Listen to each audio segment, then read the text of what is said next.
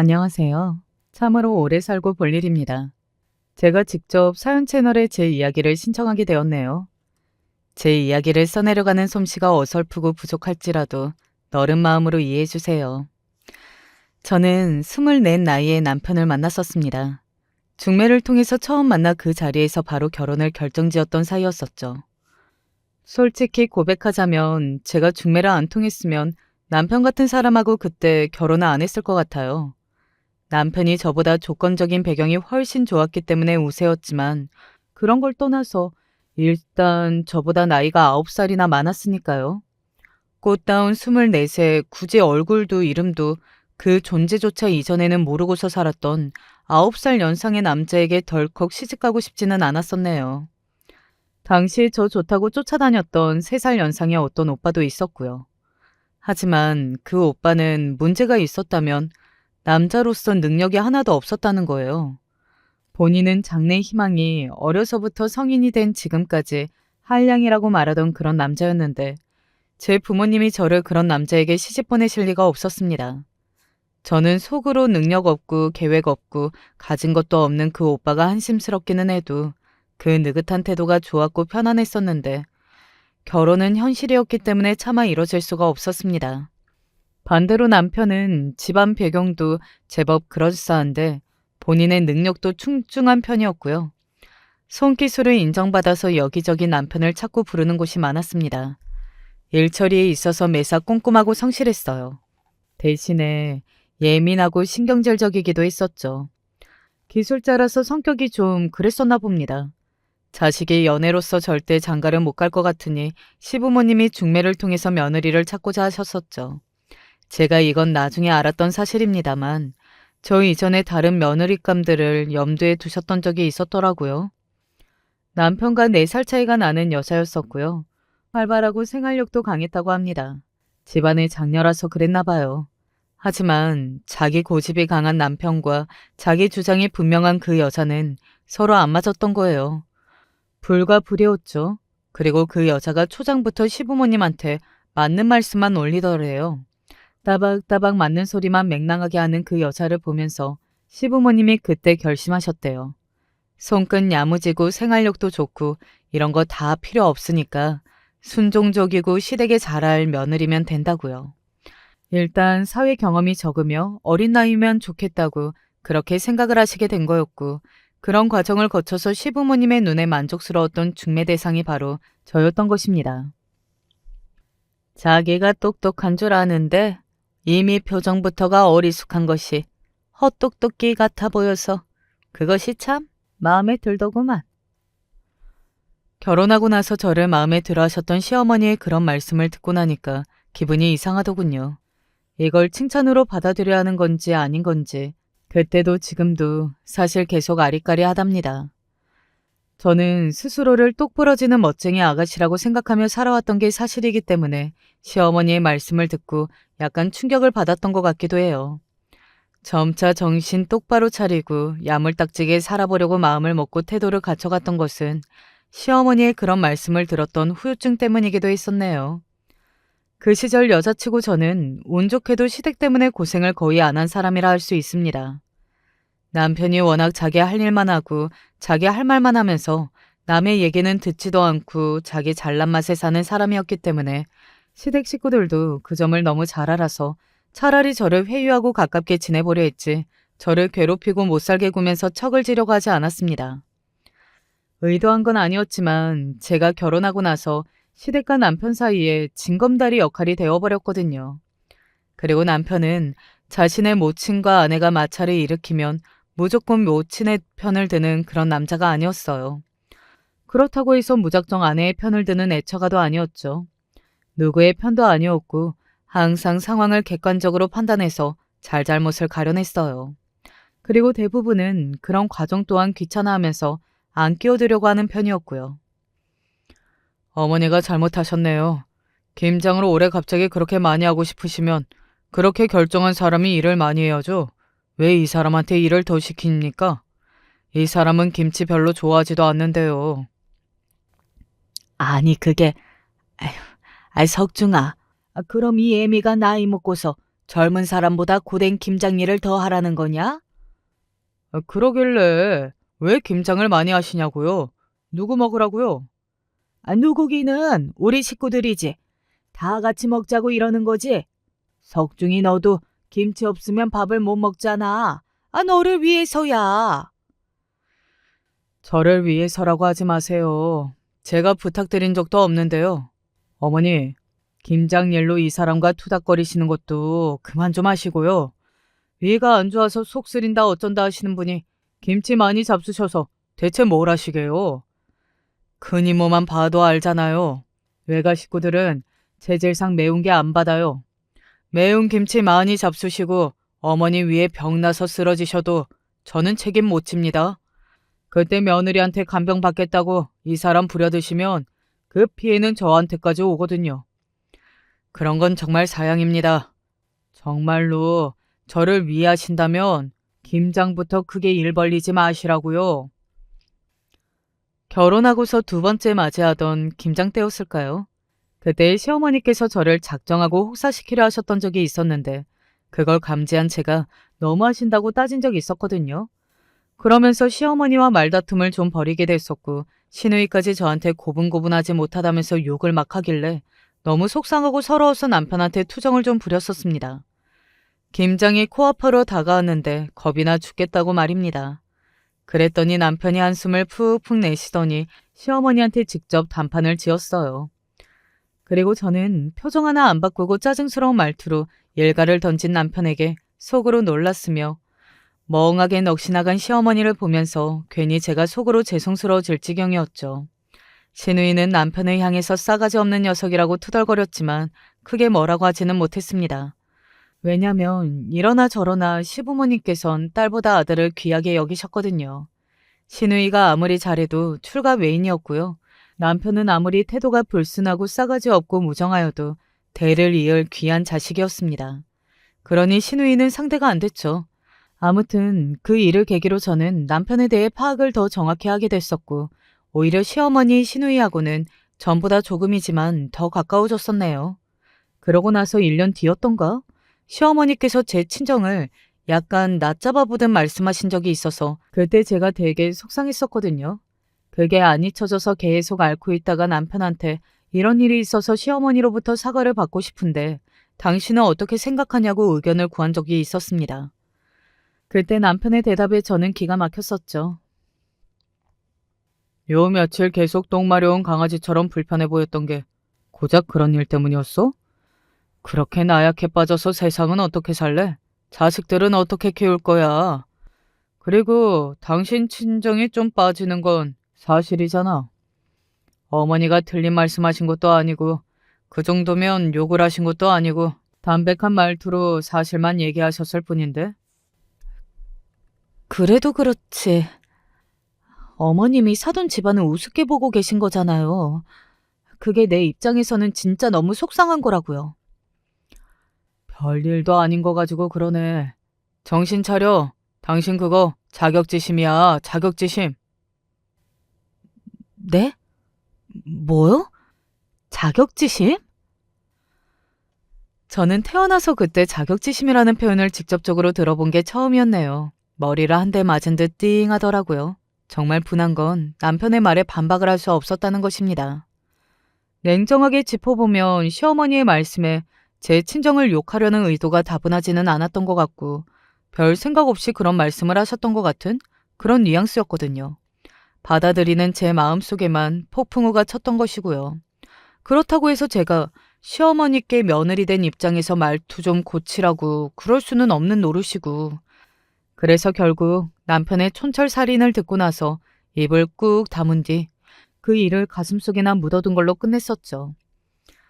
남편이 항상 객관적이고 중립적으로 구는 것은 나쁘지 않았지만 잘난 척을 하면서 저를 깔보는 것은 솔직히 그때마다 힘들었더랬죠. 이런 남편과 자식을 낳고 키우는 건 그리 쉬운 일만은 아니었습니다. 슬하에 자식 넷을 두었어요. 일남 삼녀인데요. 딸, 아들, 딸 순서입니다. 셋째까지는 어릴 적에 애들이 자기 아빠의 사랑을 잘 못 받았어요. 남편은 자기 자식들은 그냥 내버려둬도 알아서 잘 큰다고 믿던 사람이었거든요. 그게 말이 되나요? 먹이고 입히고 재워야 크죠. 육아에 있어서 무심하고 배려 없는 남편 때문에 저만 작살나게 고생을 했습니다. 오죽하면 시어머니께서 저한테 네가 고생이 많다고 하셨을까요?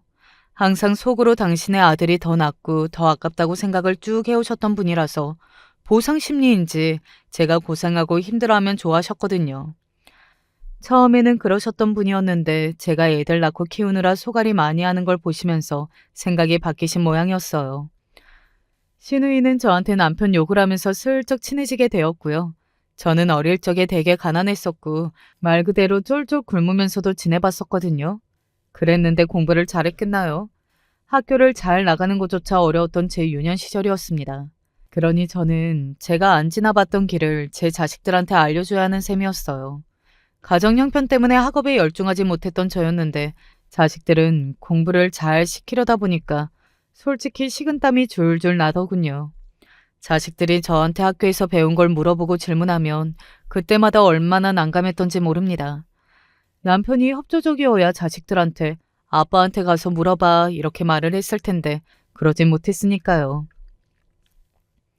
셋째까지는 정말 키우는 동안 많이 힘들었어요. 그래서 더욱 악발이 정신이 됐었고 더 똑부러지는 엄마가 되려고 노력을 많이 했었네요. 없는 시간을 내서 짬짬이 책도 읽고 맞춤법 교정도 하고 세상 돌아가는 것도 알려고 신문도 찾아 읽고 그랬던 저였네요. 이런 게 나중에 도움이 됐으니 신기합니다. 남편이 47에 결국 자기 사업을 따로 차렸었거든요. 제가 넷째인 막내딸을 품에 낀 채로 남편 사업장에 가서 일손을 도왔었죠. 글 읽는 습관이 들었었기에 전문 용어가 가득한 서류만 아니면 금세 눈으로 잘 훑어서 분류를 해놓을 수 있었고요. 남편이 나라 경제 이야기를 하면서 그것 때문에 사업 방향이 이렇게 됐고 저렇게 됐다고 말을 하면 다 알아듣지는 못해도 그게 대략 어떻게 된 흐름인지 이해할 수 있었습니다. 그러니까 점점 남편도 저를 은근히 인정하더라고요. 물론 남편은 독불장군이었고 혼자 잘난 맛에 취해 사는 사람이었기 때문에 저에게 의지하는 법은 없었네요.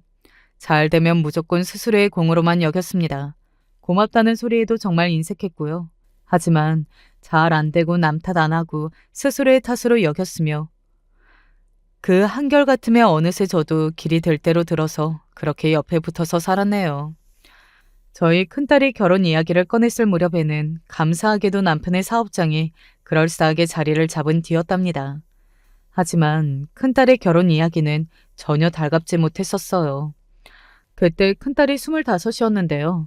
땡전 한 푼 없는 2살 연상의 남자하고 만난 지 반년 만에 결혼을 결심했다고 그랬습니다. 너무 어이가 없어서 대체 왜 결심을 하게 되었냐고 물었더니 강력한 확신을 준 남자여서 그렇다고 하더라고요.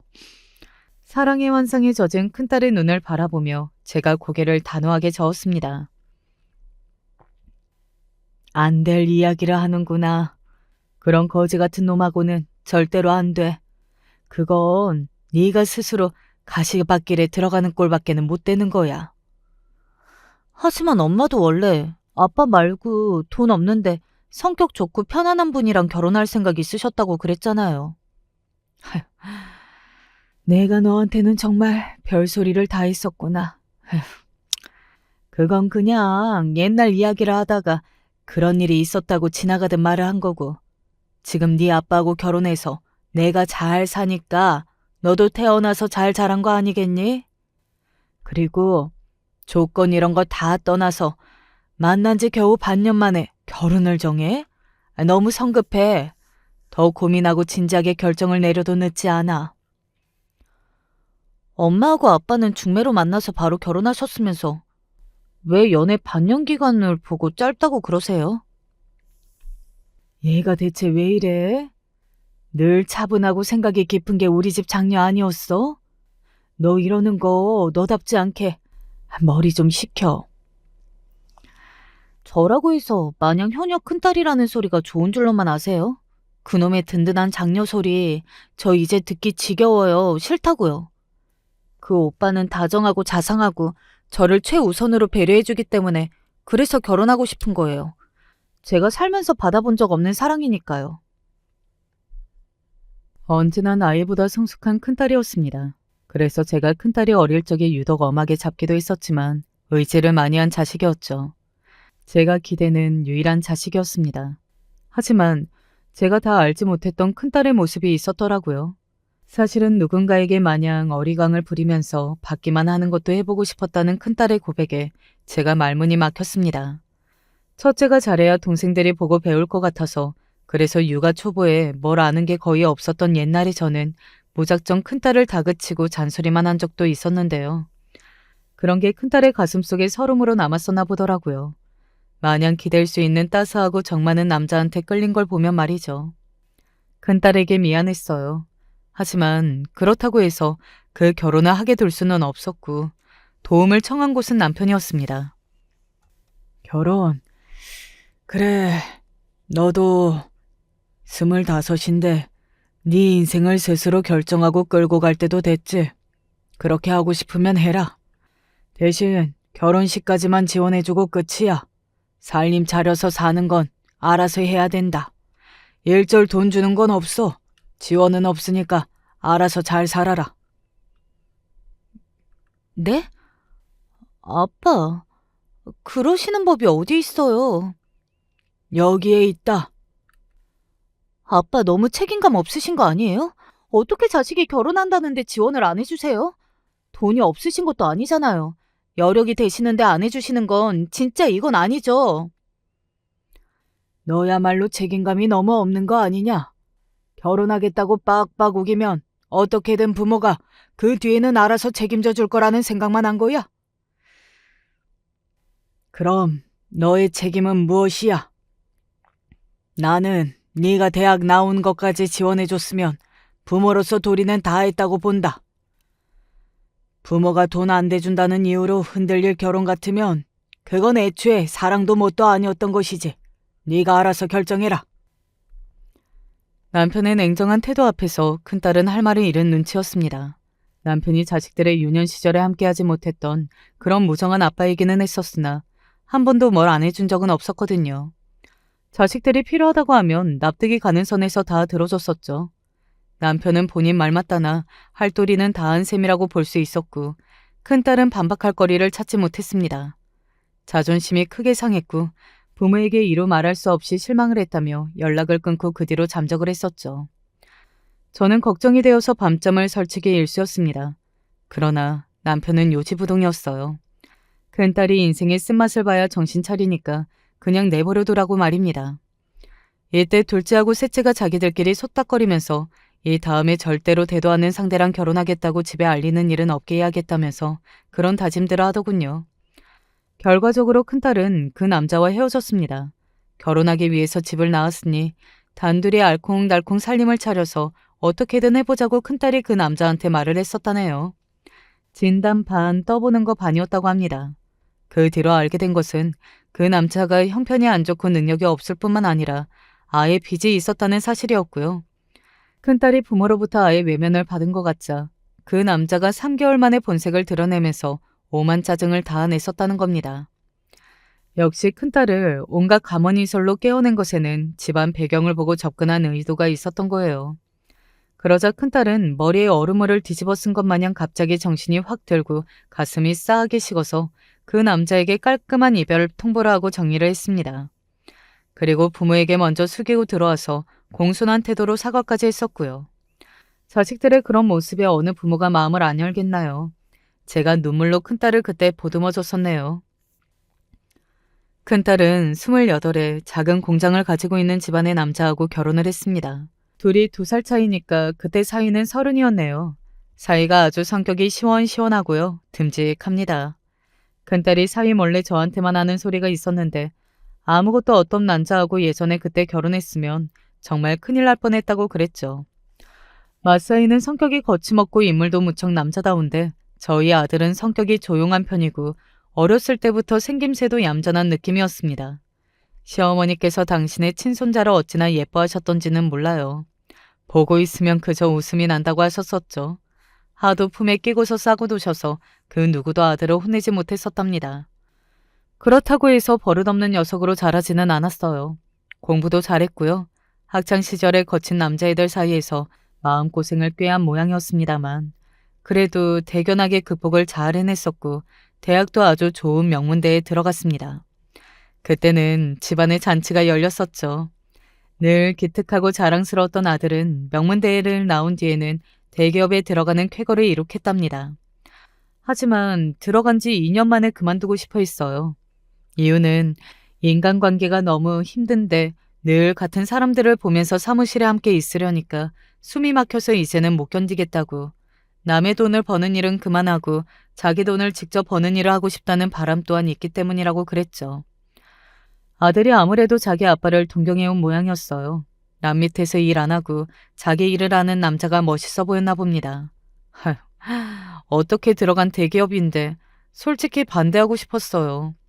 남들도 다 힘들게 회사 생활하면서 참고 사는 거니까 그냥 조금만 더 견뎌보면 안 되냐고 그러고 싶은 게 본심이었죠.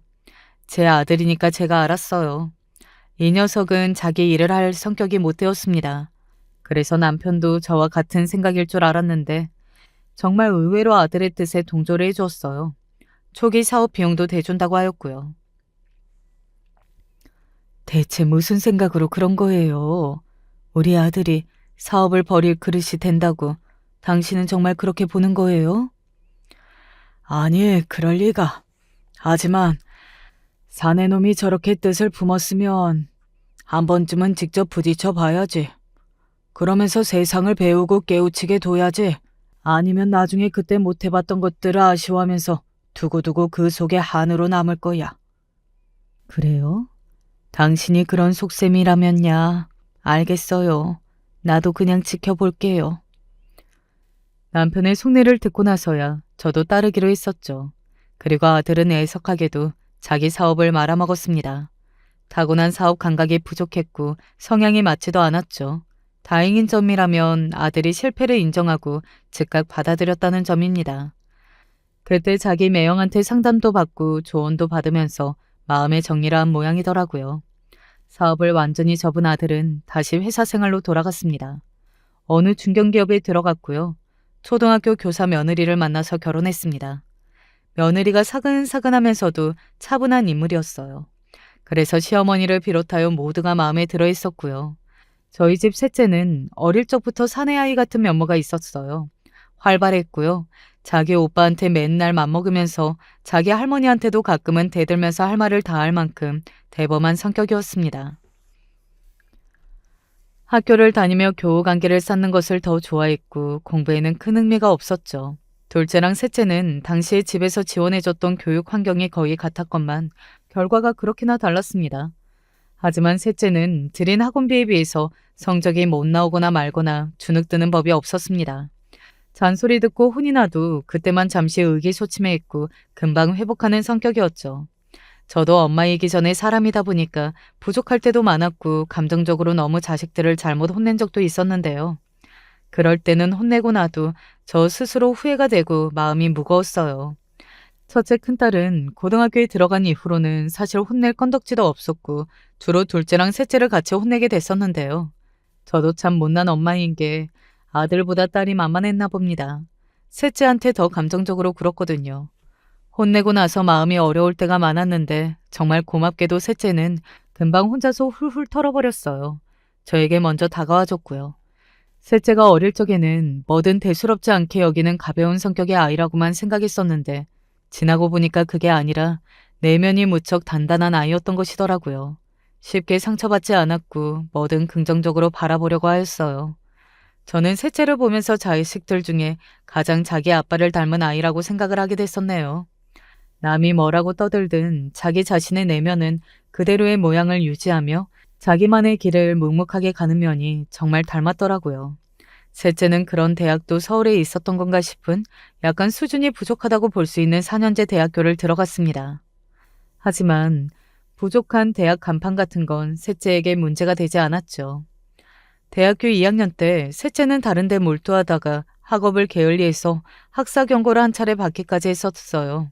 그때는 정말 셋째가 대학을 나오고 나서 아르바이트나 기껏 전전하며 지낼 거라고 생각했었고 부모로서 마음의 준비를 하며 각오도 다지고 있었답니다.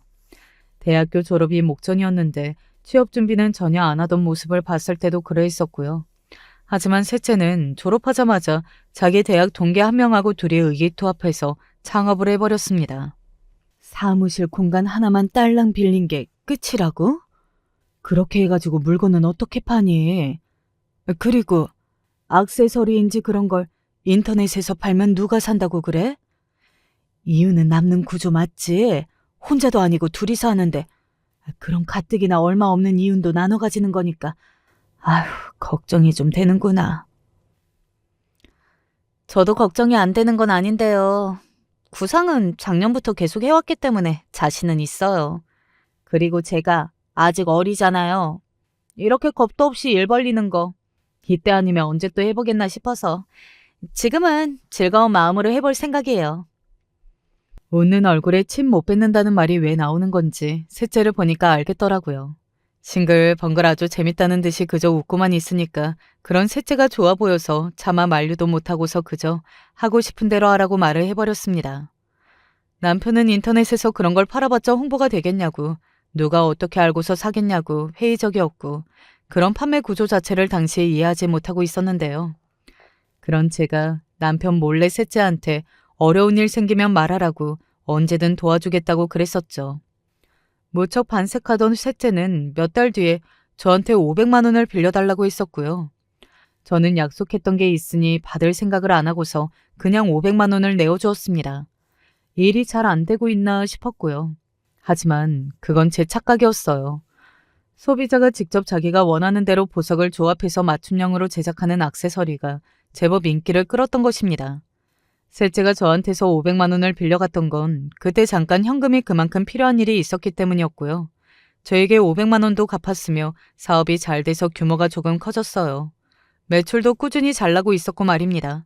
사무실이 번듯해졌을 무렵 셋째는 같이 창업을 시작하였던 동업자에게 다 넘기고 자기는 그 대가로 얼마간의 돈을 좀 챙긴 후에 그 일에서 아예 손을 뗐습니다. 그만둔 것이었죠. 그걸 두고 셋째가 고민이 좀 있었는데 남편이 상담을 해줬었다고 그러더라고요. 남편으로부터 이런저런 얘기를 듣고 나서 셋째가 고민 끝에 직업 창업을 했던 액세서리 사업에서 손을 털었던 것이죠. 시작했던 때엔 주변에 오려만 샀었으나 그만둘 때에는 주변으로부터 아깝고 아쉽다는 소리를 들었던 셋째였습니다. 사실 저도 그런 생각을 했었죠. 더 해보지 않고 그만두면 셋째가 괜히 동업자만 좋은 일 시켜주는 건 아닌가 싶어서요. 그러나 셋째는 판단력이 좋았던 것이었죠. 처음 시작했던 때에만 신선한 느낌으로 반짝 인기를 끌었을 뿐 유지해 나가기는 어려운 사업이라는 걸 간파했던 것입니다. 셋째는 그런 감각을 타고난 인물이었고요. 그런 건 노력한다고 다 길러지는 것도 아니고 정말 타고난 동물적인 감각이라 봤거든요. 그래서 셋째가 그때부터 대단해 보였고 자기 아빠를 확실히 닮았다는 걸 새삼 느꼈네요. 셋째는 젊은 사람들이 좋아하는 서양 외국 디저트 종류를 많이 갖춰놓고서 커피숍을 차렸습니다. 디저트류가 여러 때는 커피숍을 그때 차렸던 것 자체가 셋째는 성견 지명이 있었어요. 그런 게 곧 유행이 되더라고요. 셋째는 본인하고 아주 잘 맞는 남자를 만나 결혼했는데요. 사돈댁이 큰 슈퍼를 3개 운영하는 집안이었습니다. 그중 한 개는 사위가 맡아서 운영하고 있었어요. 셋째하고 사위하고 둘 다 돈 감각이 좋고 기민한 것이 비슷했습니다. 그래서 둘이 결혼을 전제로 만난다고 했을 때 남편이 바로 찬성을 했었죠. 딱 보니까 서로 잘 만났네. 결혼하면 둘이 아주 잘 살겠소. 금방 결혼을 입에 올리던 남편이었습니다. 사실 남편이 환갑을 지나서부터 아팠거든요. 약만 먹어도 배부르지 않을까 싶을 만큼 하루에 먹는 약의 양이 갈수록 많아졌었고요. 처음에 별로 큰일도 아닌 것처럼 수술을 받았을 때 그때 중요했던 것인데 그걸 몰랐었죠. 수술이 잘못돼서 몸 안을 잘못 건드려 놨었고 그 후유증으로 남편은 수술 전보다 몸이 갈수록 안 좋아지고 말았던 것입니다. 그것만 생각하면 아직도 가슴속에서 불길이 솟아나네요. 자식들이 눈물로 자기 아빠한테 꼭 받아냈던 약속은 바로 칠순까지는 무조건 살아계시기였습니다. 남편은 그건 당연한 거 아니냐며 큰 소리를 쳤었고요. 하지만 속으로는 걱정이 많았겠죠. 그래서 셋째가 괜찮은 짝을 만났다면 굳이 결혼은 늦추지 말고 일찍 하길 바랐던 것 같아요. 그 마음을 아니까 셋째하고 사위도 오래 안 끌고 금방 결혼을 했었고요. 남은 건 이제 막내였죠. 넷째 막내딸이요. 셋째까지는 나이 터울이 고만고만한데 넷째 막내가 혼자 늦게 태어났습니다. 그리고 어릴 적에 몸이 좀 안 좋았어요. 다 엄마인 제 탓인가 싶어서 너무 미안한 나날이었습니다. 막내는 조용하고 얌전한 성격이었죠. 그래서 시어머니께서도 막내를 꽤 귀여워하셨습니다. 셋째랑은 다르게 애가 차분해서 자기 오빠한테 덤비지도 않고 까불지도 않아서 착하다고 하셨었고요. 막내는 은근히 애교가 많아서 자기 할머니한테도 먼저 쪼르르 다가가 옆에 앉아있고는 했었습니다. 배시시 웃는 걸 잘하던 아이였어요. 자식들이 다 크기 전까지는 남편이 자기만 알고 자기 일에만 몰두하던 사람이었기 때문에 거리감이 좀 있는 아빠였습니다. 셋째까지는 학창시절에 자기 아빠하고 편하게 대화를 해본 일이 아마 없었을 거예요. 하지만 막내는 달랐죠. 아장아장 걷던 어린 시절부터 자기 아빠의 사업장에 가서 시간을 보내던 자식이었으니까요. 제가 어린 막내를 데리고서 남편의 사업장에 가서 자잘한 일손을 보탰었거든요.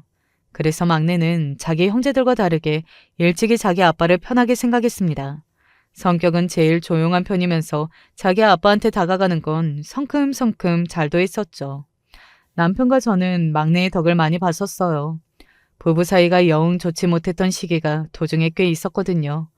무심하고 무정한 남편 때문에 속이 골마있던 제가 결국은 화가 터진 것이었고, 그런 저를 남편은 여전히 이해 못하면서 관계가 많이 나빠졌었습니다.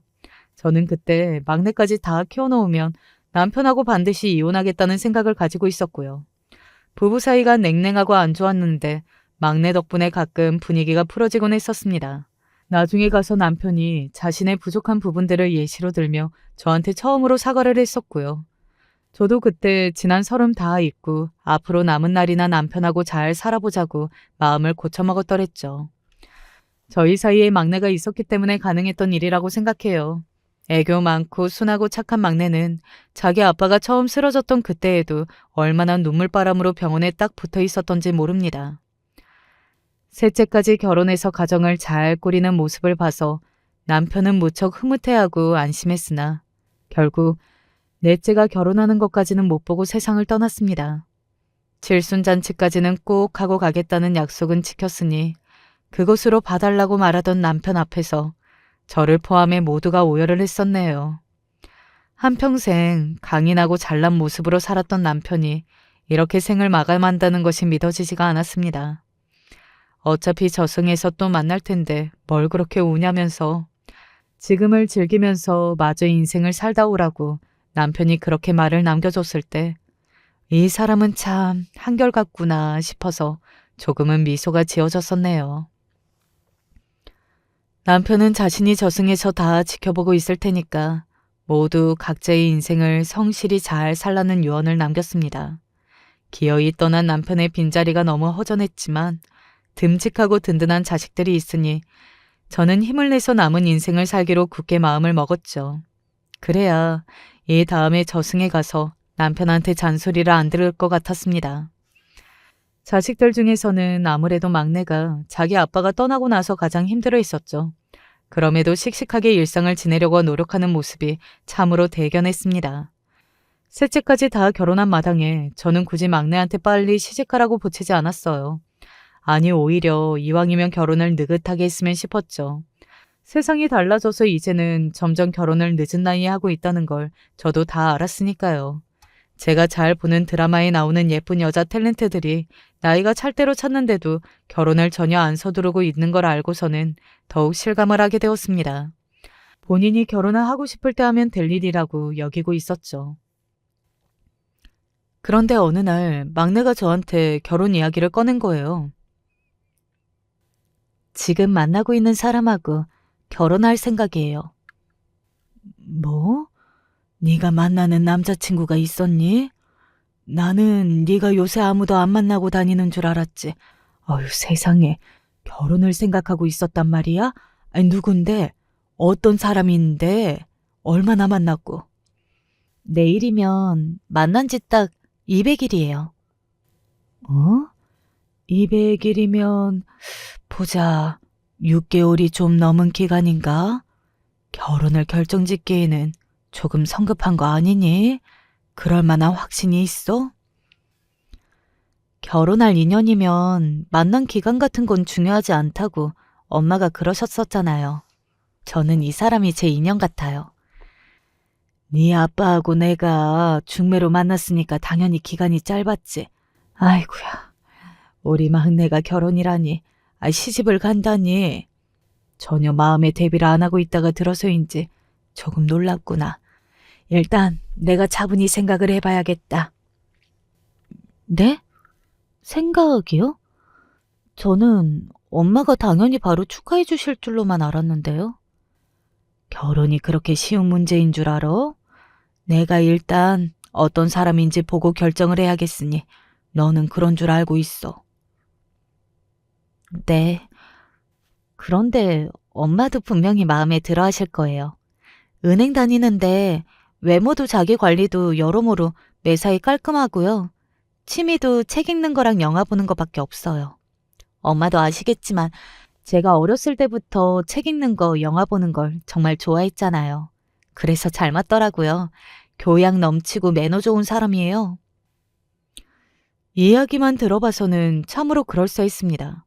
나이는 막내보다 3살이 많고 은행에서 일을 하고 있고 사진을 보니까 외모도 그만하면 보통인 것 같고 성격이든 뭐든 다 무난한 인물이라고 하더군요. 막내가 결혼 이야기를 꺼냈다고 다른 자식들한테 제가 연락해서 알렸죠. 그랬더니 첫째하고 셋째는 막내가 결혼한다는 건 몰랐지만 진지하게 연애 중인 건 몇 주 전에 이미 들어서 알고 있었다고 하더라고요.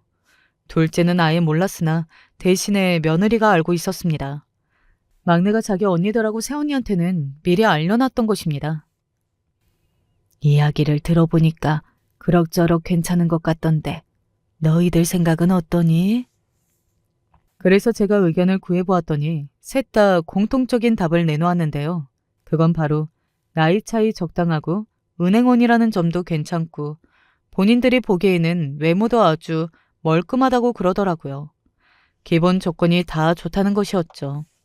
무엇보다 그쪽에서 먼저 막내한테 고백을 하면서 구애를 했었고 교제를 한 지 얼마 안 되었을 때부터 결혼을 전제로 만나자고 얘기도 그쪽에서 먼저 꺼냈었다네요. 막내에게 무척 적극적이라는 얘기였죠. 저는 여자보다는 남자가 더 상대를 많이 좋아하고 적극적이어야 그 관계가 수월하다고 생각하는 사람이었기에 그 부분은 마음에 들었습니다. 셋째는 막내의 남자친구를 2차례 직접 본 적이 있었는데요. 막내가 남자친구를 데리고 셋째의 가게에 방문한 일이 있었던 것이죠. 한 번은 그때 가게 일이 바빠서 인사만 나눈 정도였고 다른 한 번은 테이블에 자리를 잡고 대화를 꽤 나눴었다고 합니다. 나무랄 데 없고 흠잡을 데 없는 사람이었던 것 같아요. 근데 좀 뭐라고 해야 하지? 느낌이 싸하다고 해야 하나? 왜? 그럴 이유라도 있었니? 이유라기보다는 그냥 감이에요. 엄마, 제가 서비스직 종사자잖아요. 그래서인지 마음에서 우러나오는 진심과 가짜로 꾸며낸 가시적인 모습이 다르다는 걸 언제나 생각하고 살거든요. 사람이 다 괜찮아 보이는데 어딘가 묘하게 가식적인 것 같은 느낌이 들었어요. 잘 보이려고 애쓰는 거랑은 달라요. 원하는 이미지를 딱 꾸며서 가식으로 부리는 그런 느낌이 있었어요.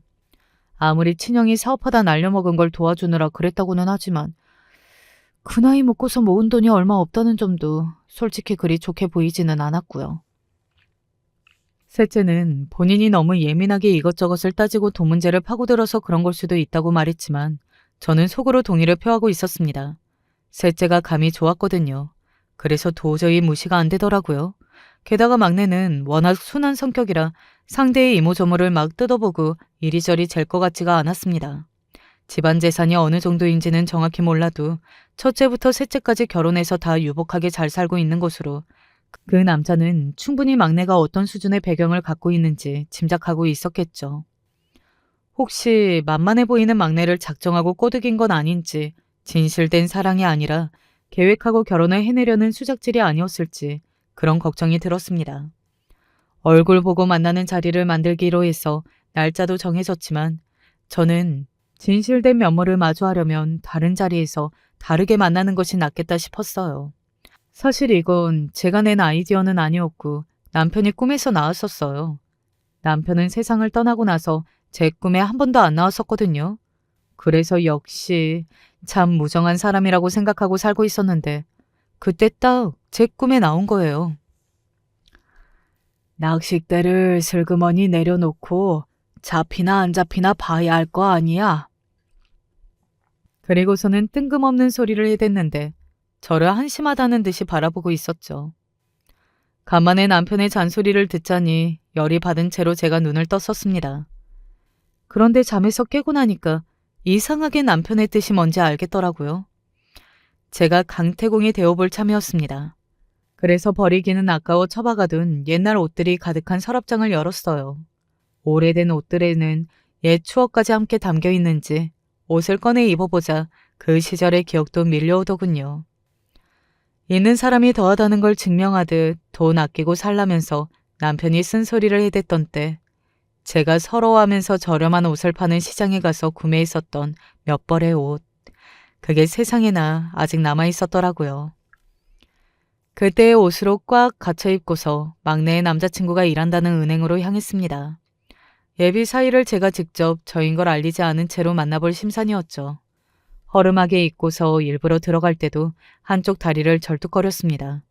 모자도 일부러 어설프게 기운 모양으로 눌렀었고요. 옛날에 시어머니께서 손 심심하다고 직접 만드셨던 손가방. 저에게는 일종의 유품으로 남은 그것에는 손때가 많이 묻어 있었죠. 그 손가방만 딸랑 쥐고서 어리숙한 눈빛으로 괜히 두리번거렸습니다. 예비 사이는 대출 창구에 앉아 있었어요. 사진 속 인물하고 똑같이 생겼길래 괜히 반가운 마음으로 희죽 웃으면서 다가갔습니다. 그런데 예비 사이가 물을 뜨려는지 자리에 있던 컵을 들고서 일어나며 저를 본 겁니다. 성큼성큼 제 쪽으로 오길래 저는 안내를 해주려는 건 줄 알았어요. 근데 아니었죠. 곧 점심시간인데 기분 잡치게 하네. 저기요 할머니, 여기서 이러시면 안 됩니다. 네? 은행 일 좀 보러 왔는데요. 상담 좀 해주면 안 될까요? 아주 차갑게 저를 내려다보며 말을 하길래 저는 놀란 가슴을 진정하고 일부러 더욱 어리숙한 표정으로 조심스레 말을 하며 손을 뻗었습니다. 그랬더니 예비 사위가 인상을 확 쓰더라고요. 짜증나게 진짜 어디서 냄새나는 손을 뻗어. 귀찮으니까 저리 가세요. 여기는 할머니 같은 사람이 오는 데가 아닙니다. 딱 보니까 돈도 없으면서 괜히 은행에 와서 돈 빌려달라고 헛소리나 할 생각이신가 본데 여기는 자선사업소가 아니거든요. 신경질을 내며 말을 함부로 하더니 심지어 돌아서면서 작게 욕까지 중얼거리더라고요.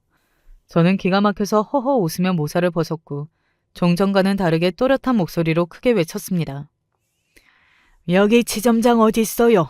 지점장 있으면 당장 나오라 그러세요. 모든 사람이 다 들리게 외쳤으니 도저히 무시가 안 됐을 것입니다. 예비사위는 저를 바라보며 아주 귀찮게 됐다는 듯 한숨을 쉬었고 지적이게 생긴 분이 어리둥절한 얼굴로 저에게 다가오며 본인이 지점장이라고 했습니다. 밖에서 볼일을 보고 마침 들어온 참이었던 것입니다. 큰돈 맡길 일이 있어서 지점장 찾아왔습니다. 제가 200억 정도를 여기 은행에다가 맡길까 말까 지금 고민이 되는데 상담 가능하죠? 예? 얼마요? 이렇게 아니죠. 자, 이쪽으로 오십시오. 고객님, 안쪽으로 따로 안내해 드리겠습니다. 아침을 일찍 먹어서 그런지 출출하고 당이 좀 떨어지는데 믹스커피 있죠? 이왕이면 저쪽. 저 사람이 직접 타주는 걸 먹고 싶은데요. 이것도 가능할까요? 그럼요. 지금 대출 창구가 놀고 있는데요. 저는 따로 마련된 공간으로 이동하며 예비 사이가 타주는 커피를 요구했고 지점장은 당연히 된다며 연신 웃음을 터뜨렸습니다. 그리고 잠시 후 VIP 룸으로 들어온 예비 사이의 얼굴은 창백하게 질려 있었으며 숨길 수 없이 손이 떨려서 컵을 받치고 있는 쟁반이 진동을 하더라고요. 제가 가져온 통장들을 확인한 지점장은 더욱 정중해져서 눈을 빛내고 있던 와중이었어요. 근데 이걸 어쩌나 커피 맛이 영 아니네요.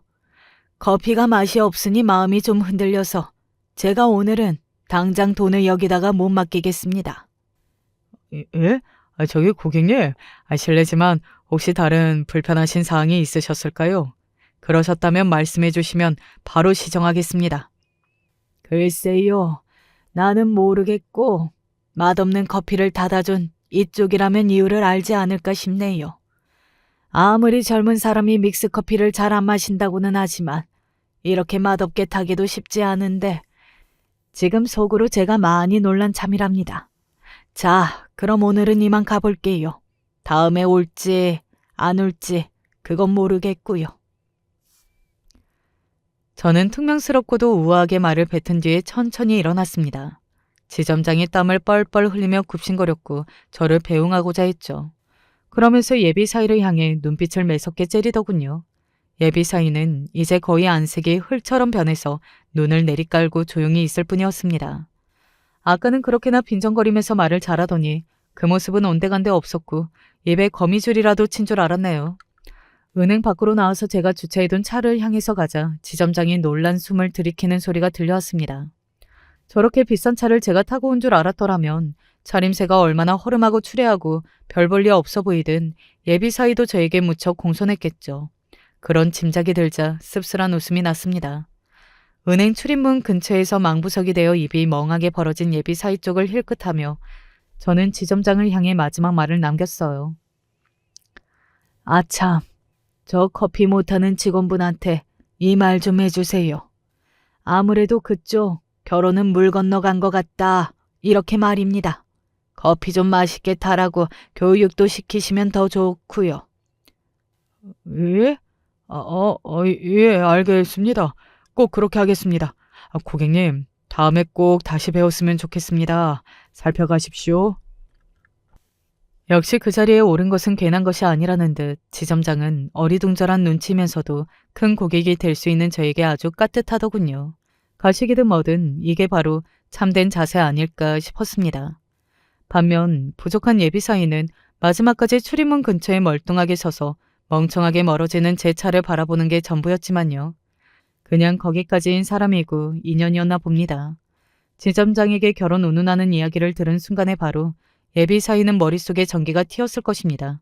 곧장 앞불싸 싶었겠죠. 하지만 이미 벌어진 일을 어쩌겠나요. 쏟아진 물은 주워 담을 수 없는 노릇이었어요. 귀한 막내딸을 굳이 그런 무례한 놈하고 결혼시킬 이유 따위는 없었습니다. 저는 차에 타자마자 셋째에게 땡이라고 문자를 보냈었고요. 그걸 바로 확인한 셋째는 의미를 알아듣고 막내에게 연락을 했답니다. 제가 강태공으로 변신하여 낚시를 하러 간다는 걸 셋째는 알고 있었거든요. 결과를 확인한 셋째는 똑부러지는 말솜씨로 막내에게 상황을 다 설명하고 알려주었습니다. 막내는 깜짝 놀라면서도 즉시 저에게 미안함을 느꼈고요. 엄마, 제가 정말 죄송하고 면목이 없어요. 사람 보는 눈이 없어서 엄마를 힘들게 만든 것 같아요. 그리고 감사해요. 만약 엄마가 아니었으면 저는 그런 사람하고 결혼해서 분명 소갈이라 하며 고민 많게 살았을 테니까요. 아니다. 너무 속상해할 것 없어. 이렇게 밝혀질 운명이었던 거야. 이게 너의 복이고 나의 복인 셈이지. 저는 막내를 위해 더욱 덤덤하고 의연하게 반응을 해주었네요. 막내는 마음 굳게 먹고서 그놈하고 잘 헤어졌어요. 역시나 결혼을 노린 채 작정을 했던 것인지 그놈은 막내하고 헤어진다는 것 자체보다는 결혼이 깨졌다는 것에 분개하면서 난리를 쳤다고 하더군요. 겉만 번지르르 있고 은행원이었지 그 속에 든 알맹이는 싹 다 별로였어요. 유복하다 못해 자산가 수준이었던 집안의 막내딸하고 결혼을 못하게 된 것에 좌절을 하고 그놈은 한동안 반항을 했다는 후문입니다. 지점장한테도 엄청 깨졌으니 그럴만했죠. 막내는 결혼 생각 안 하고 자기 직장 생활이나 열심히 하겠다고 그러더니 그로부터 3년 뒤에 지금의 사위를 만나 결혼하였답니다. 순박하고 소박하고 수더분하고 집안 살림하는 걸 좋아하는 사위입니다. 너무 사람이 좋길래 다른 조건 안 따지고 제가 무조건 오케이를 외쳤었죠. 희한한 건 저뿐만 아니라 막내 사위를 딱 보자마자 모두가 마음에 들어했다는 겁니다. 가족이 될 인연이었나 봐요. 너무 사이좋게 다들 잘 지내네요. 지금 이러고 사는 모습을 보면 남편이 분명 씩 웃고 있을 것 같아요. 분명히 그럴 테죠. 안녕하세요. 저는 요 근래 생긴 일 때문에 깊은 우울증과 화병이 생겨서 밥도 잘 못 먹고 있습니다. 엄만 도대체 왜 그러냐고 말 좀 하라고 하는데 아시면 너무 속상해 하실 것 같아서 말을 못 하겠어요. 익명이니 여기다가 하소연 좀 해도 될까요? 전 어릴 때 아빠가 엄마와 사이가 많이 안 좋았고 툭 하면 엄마한테 소리를 지르고 물리적인 행동을 하는 걸 봐왔기 때문에 나름 트라우마가 있었어요. 그래도 엄마는 이런 부분에 있어서 절대 너에게 대물림을 해줄 수 없다며 매번 울면서 참으셨는데요. 저도 점점 머리가 커지면서 엄마가 그렇게 사는 걸 보고 있으니까 엄마가 너무 안타깝고 견딜 수 없더라고요. 아빠 역시 저에게 딱히 정도 없으셨고 매번 엄마만 괴롭히시더니 어느 날 갑자기 집을 나가버리신 게 아니겠어요? 어이가 없었죠. 그러나 엄마는 속상하실 텐데도 이후 어떻게든 아빠 없는 티를 내지 않겠다며 식당에 나가 열심히 일하셨고 쓰러질 것 같은 피곤한 몸으로도 제 공부를 봐주시고 이야기를 들어주시는 등 정말로 힘들게 사셨습니다. 전 그런 엄마에게 늘 미안했고요. 그렇게 해서 저는 학교를 졸업했고 시간이 지나 직장을 다니던 중 친구의 소개로 인해서 한 인연을 만나게 되었어요. 서로 좋은 느낌을 주고받다가 연애를 하게 되었는데요. 둘 다 나이가 어느 정도 차게 되었고 적지 않은 기간 연애를 했던 우리는 결혼을 준비하게 되었어요. 당시 연애할 때에도 가끔 집에 놀러 가면 아버님이 얼마나 잘해주셨는지 저를 무척 예뻐해 주시면서 그때부터 예비 며느리라고 불러주셨어요. 본인 딸도 있으신데 얼마나 저를 예뻐해 주시는지 저도 자연스레 정이 가게 되었답니다. 어머님은 연애 때는 크게 마주치지 않아서 잘 몰랐고 결혼을 하고 나서야 직접적으로 겪을 일이 많았는데요. 가끔 친구들한테 우리 아버님이 너무 잘해주셔서 좋다고 말했더니 즐겁게 들어주던 친구가 약간 쎄한 소리를 저에게 하더라고요. 듣고 당시에는 좀 기분이 나빴지만 지나 보니 이것도 어느 정도 아예 없는 소리는 아니구나 싶었어요. 시부모님 한쪽이 괜찮으면 다른 한쪽은 엄청 심하게 괴롭힐 가능성도 있어. 너도 너무 안심하지 말고 있어봐. 그때는 가볍게 넘겼지만 솔직히 사람 일을 장담할 수 없는 건데 조금은 경계를 하고 있어 볼 걸 그랬어요. 얼마 지나지 않아 저와 남편은 결혼식을 올리게 되었고 좋은 곳들도 놀러 다니며 간간히 저희 친정이나 시댁에 들러 식사도 하곤 했어요. 역시나 아버님은 제가 며느리로 들어온 이후 얼마나 좋아하시는지 진짜 자상하게 잘 대해주셨어요. 처음에는 아가야 호칭으로 부르시더니 나중에는 딸이 하나 더 생긴 것 같다며 저를 이름으로 불러주시더라고요. 예, 정이야, 오늘 밥은 먹었니? 날씨가 들쑥날쑥하구나. 옷 잘 챙겨 입거라. 보통은 자기 아들에 대한 안부를 많이 물으신다던데 아버님은 전혀 그런 기색 없이 오직 저만 걱정해 주시고 따뜻하게 대해 주셨어요. 그런데 어머니는 조금 다르시더라고요. 야, 정이야. 명진이 오늘 밥 챙겨서 보냈냐? 걔한테 빵 따위는 밥이 아니야. 제대로 챙겨서 먹여 보내야 된다. 네가 알겠지? 그런 건 원래 여자가 하는 거다. 아, 네, 어머니. 알겠습니다. 똑같이 제 이름을 부르며 말하는 거지만 어쩜 어머니와 아버님의 말투는 이렇게 다른 건지. 그때마다 거슬리기도 하고 때론 상처가 되기도 했지만 그래도 어쩔 수 없겠더라고요. 그런데 어느 날 어머니가 저에게 무척 큰 실수를 하신 적이 있었어요. 시간이 좀 지난 건데도 잊을 수가 없어서 떠올릴 때마다 화가 나기도 하고 내가 그렇게 만만하게 보이는 건지 좀 속상합니다. 그날 저희 집에 갑자기 놀러 오셨는데 남편도 출장 가고 없는데 들리셨길래 저도 좀 당황스러웠어요. 연락도 없이 벨을 막 누르면서 문 열라고 하시더라고요. 그래서 그냥 열어드렸고 어색하게 차를 드리고 마주 앉았습니다. 어머님 계속 집 주변을 보시면서 썩 듣기 좋지 않은 이야기들만 하시더라고요. 명진이 내가 아주 귀하게 키웠어. 걔는 어릴 때부터 어른들이 얼마나 똑똑하다고 칭찬했는지 몰라. 너 보고 무슨 복이 있어서 저런 신랑 얻느냐고 다들 부러워해. 잘 알아들어라. 알았지? 내가 아들 칭찬 괜히 하는 게 아니고 이게 다 사실이야, 사실. 뭐 너도 너희 집에선 귀한 딸이겠지만 말이야. 어느 부모에게 자식이 소중하지 않겠어요. 당연한 이야기를 자꾸 저한테만 일방적으로 강조하시면서 아들 자랑을 하시는데 도대체 제가 어떻게 하길, 아니 어떤 대답을 하길 바라셔서 말씀하시는지 모르겠더라고요. 그러던 중 어머니와 이야기를 나누던 중 순간 전 머리가 멍해져서 내가 제대로 듣긴 한 건지 놀래서 다시 되묻게 되었어요. 그저 내내거리면서 답하던 저에게 갑자기 꺼내신 말씀이었는데요. 기가 찹니다. 남자들은 다 밖에서 일하느라 바쁘니까 여자가 잘 신경 써줘야 하는 거야. 너도 일한다고 명진이 밥 챙기는 거 소홀하면 안 되고. 내가 상견례 때 이런 얘기를 해야 되는데 니네 시아버지가 얼마나 막아대던지. 아휴, 그리고 우리 명진이한테 꽃뱀 안 꼬이게 네가 잘 단돌이 해줘야 한다. 혹시 뭔 일 있어도 나대지 말고. 남자들은 다 알아서 집으로 들어오게 되어 있어. 네? 꽃뱀이요?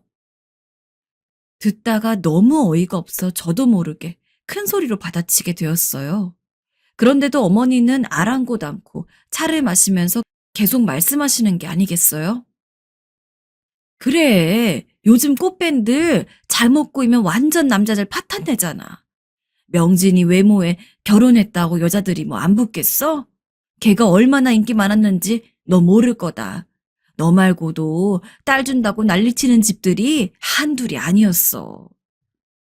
어머니, 순간 너무 화가 나더군요. 평소 내내거리던 저였지만 이땐 참지 못하고 받아치게 되었어요. 어머니, 아가씨가 만약에 그런 남편 얻어도 괜찮으시겠어요? 네 남편 꽃뱀 안 꼬이게 여자가 잘 신경 써줘야 된다는 둥 그런 말 하실 수 있으세요? 이 말에 어머니는 빈정이 상하셨는지 찻잔을 세게 내려놓으시더군요. 너는 무슨 애가 어른이 하는 말에 그렇게 따박따박 논리적으로 받아치니? 집에서 그렇게 배웠어? 내가 그런 뜻으로 한 말이겠니? 말하는 거 보니 너 어지간히 우리 명진이 이겨먹으려고 하겠구나. 내가 그래서 다른 애도 만나보고 결혼하게 하려고 했더니 에휴, 나오는 말마다 어쩜 이렇게 줄줄이 제 빈정만 상하게 하는 말인지 그래놓고 끝에 가서 모든 것은 제 탓으로 돌리는 어머니의 말투가 너무나 상처였습니다. 아무리 그래도 그렇지 꽃뱀이라니요. 네 남편이 잠깐 바람필 수 있어도 다 참고 살라는 그런 구시대적인 소리가 어디 있는 건가요? 너무 황당해서 저녁에 퇴근한 남편에게 이 이야기를 했더니 본인도 좀 놀라더군요. 아, 미안해, 정혜야. 엄마는 왜 안 해도 될 말을 하셨을까? 내가 대신 사과할게. 참, 나도 당황스럽네. 혹시 어머니 그런 거 관련해서 상처라도 있으신 거 아니지? 나 도저히 이해가 안 돼. 왜 그런 말을 굳이 하는 거야? 글쎄, 아빠는 내가 알기로 그런 문제 없어. 있으면 엄마가 절대 참고 살 성격도 아니잖아. 너도 알다시피 우리 아빠가 엄마한테 엄청 잘하는데. 엄마는 본인이 안 겪어봐서 그런 말씀을 쉽게 하시는 것 같아. 내가 대신 사과할게. 남편 말을 들어보니 구구절절 다 맞는 말이긴 하더라고요. 그래서 그냥 그날 저도 너무 화가 났지만 남편이 계속 토닥이고 달래주는 통에 속으로 묻게 되었어요. 하지만 이후로 어머니와의 만남은 자주 갖고 싶지 않더라고요. 만났다 하면 계속 본인 이야기만 하시고 자기 아들한테 잘하라는 말만 끝도 없이 하시니 며느리가 아닌 어머니 대신 남편을 넘겨받아 키우는 사람이 된 것 같았어요. 무슨 회사에서 인수인계 해주듯 계속 말하시고 뭘 확인하려 드시니 도통 피곤한 게 아니더라고요. 심지어 한 번은 이런 일도 있었는데 전 이것도 조금 이해가 안 됩니다. 여러분은 이해되시나요? 한번 들어봐 주세요.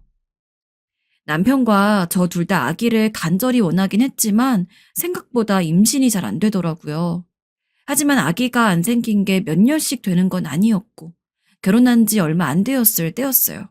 그런데 어머님 뭐가 답답하셨는지 이 상황에 또 껴서 한마디를 굳이 보태시더라고요. 정이 너 몸에 뭐 문제 있는 거 아니니? 네? 문제요?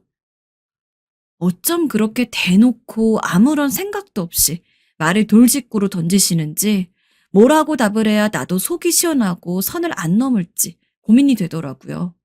한편으로 좀 짜증이 났어요.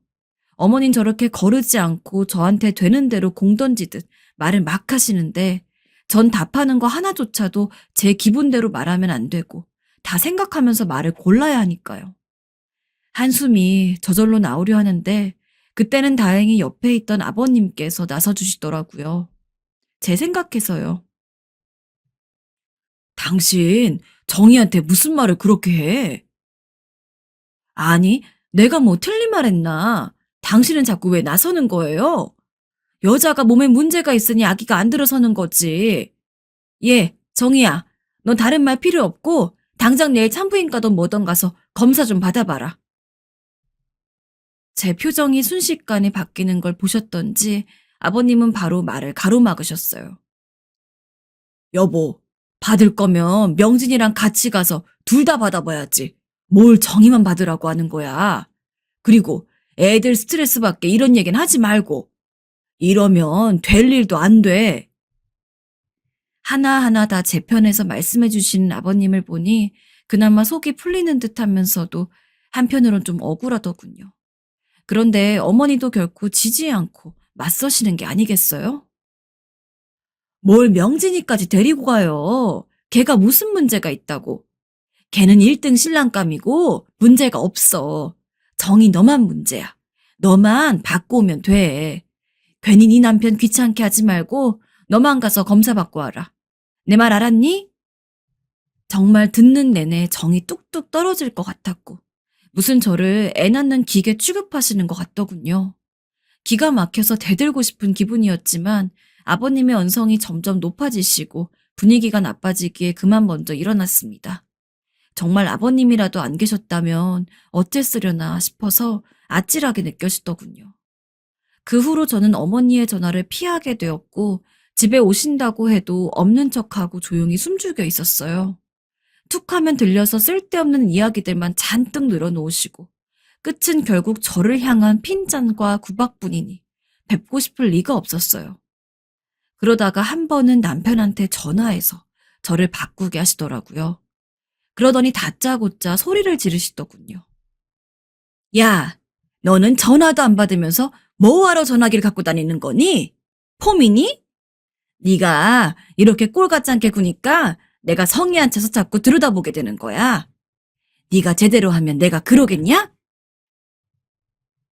소리가 하도 쩌렁쩌렁하게 들리니 남편도 민망했는지 바로 전화를 바꿔 채가더군요. 엄마, 대체 왜 그래? 기분 상하게 제발 이러지 좀 마. 아니, 그게 또 무슨 소리야. 그러면서 어머니한테 한창 뭐라 말을 하고 마무리를 짓는데 저는 진짜 머리가 너무 아파서 견딜 수가 없었어요. 중간에서 중재하는 남편도 힘들어 보이고 도대체 제가 뭐를 잘못한 건지 모르겠더군요.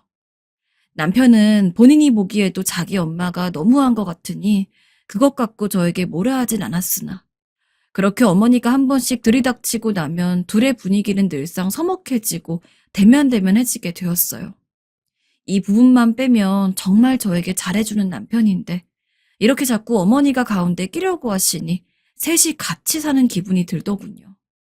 한 번은 우리가 1박 2일로 부산 여행을 빠르게 다녀왔는데 가는 길에 남편한테 전화를 또 하셨더라고요. 그래서 남편이 부산을 가는 중이라고 했더니 바로 저를 바꾸라고 하셨나 봅니다. 저는 일부러 남편도 들으라고 스피커폰을 켜두었어요. 정희 너는 시간도 참 많은가 보다. 그렇게 바쁘다고 우리 집에도 안 들러보더니 어른들 어찌 사는지 들여다보지도 않니? 내가 충고하마. 니네끼리만 그렇게 놀러 다니는 거 아니야. 그거 아주 예의 없는 짓이라고. 운전하던 남편은 놀라서 잠깐 차를 세우고 바로 바꿔봤더군요. 어머니도 남편이 다 듣고 있다는 걸 알고 더 기분이 나쁘셨는지 이후에 저를 만났을 때도 공연히 더 심소를 부리셨어요. 어머니 외에 다른 시댁 식구들은 저를 힘들게 하는 것이 조금도 없는데 너무 지치더라고요. 남편도 어느 정도 이제 조금 심각하다고 느꼈는지 자꾸 저에게 사과를 하는데 이제는 그것도 크게 위로가 되지 않았어요. 이때부터 제가 슬슬 화병이 생겼던 것 같아요.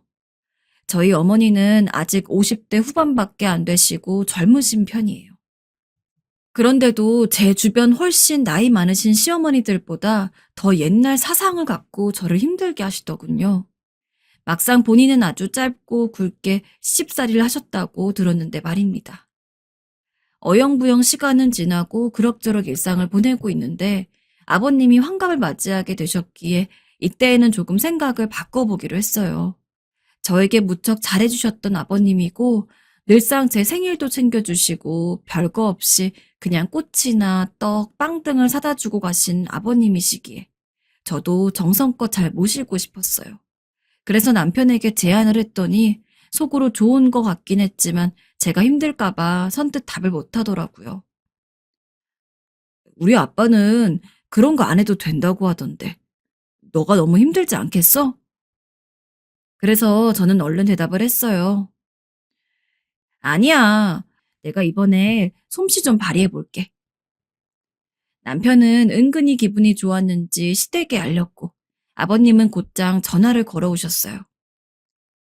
아이고, 정희야. 그렇게까지 안 해도 된다. 요즘 누가 환갑에 잔치를 하냐? 너 힘들다. 아니에요, 아버님. 저 안 힘들어요. 오히려 기대되는데요. 아버님도 이번에 기대하셔도 좋아요. 제가 요리를 썩 잘하는 편은 아니었지만 집안을 꾸미고 예쁜 분위기를 만드는 것은 좋았기 때문에 이번에 확실히 기분을 내보려고 열심히 인터넷으로 검색하고 알아보았어요.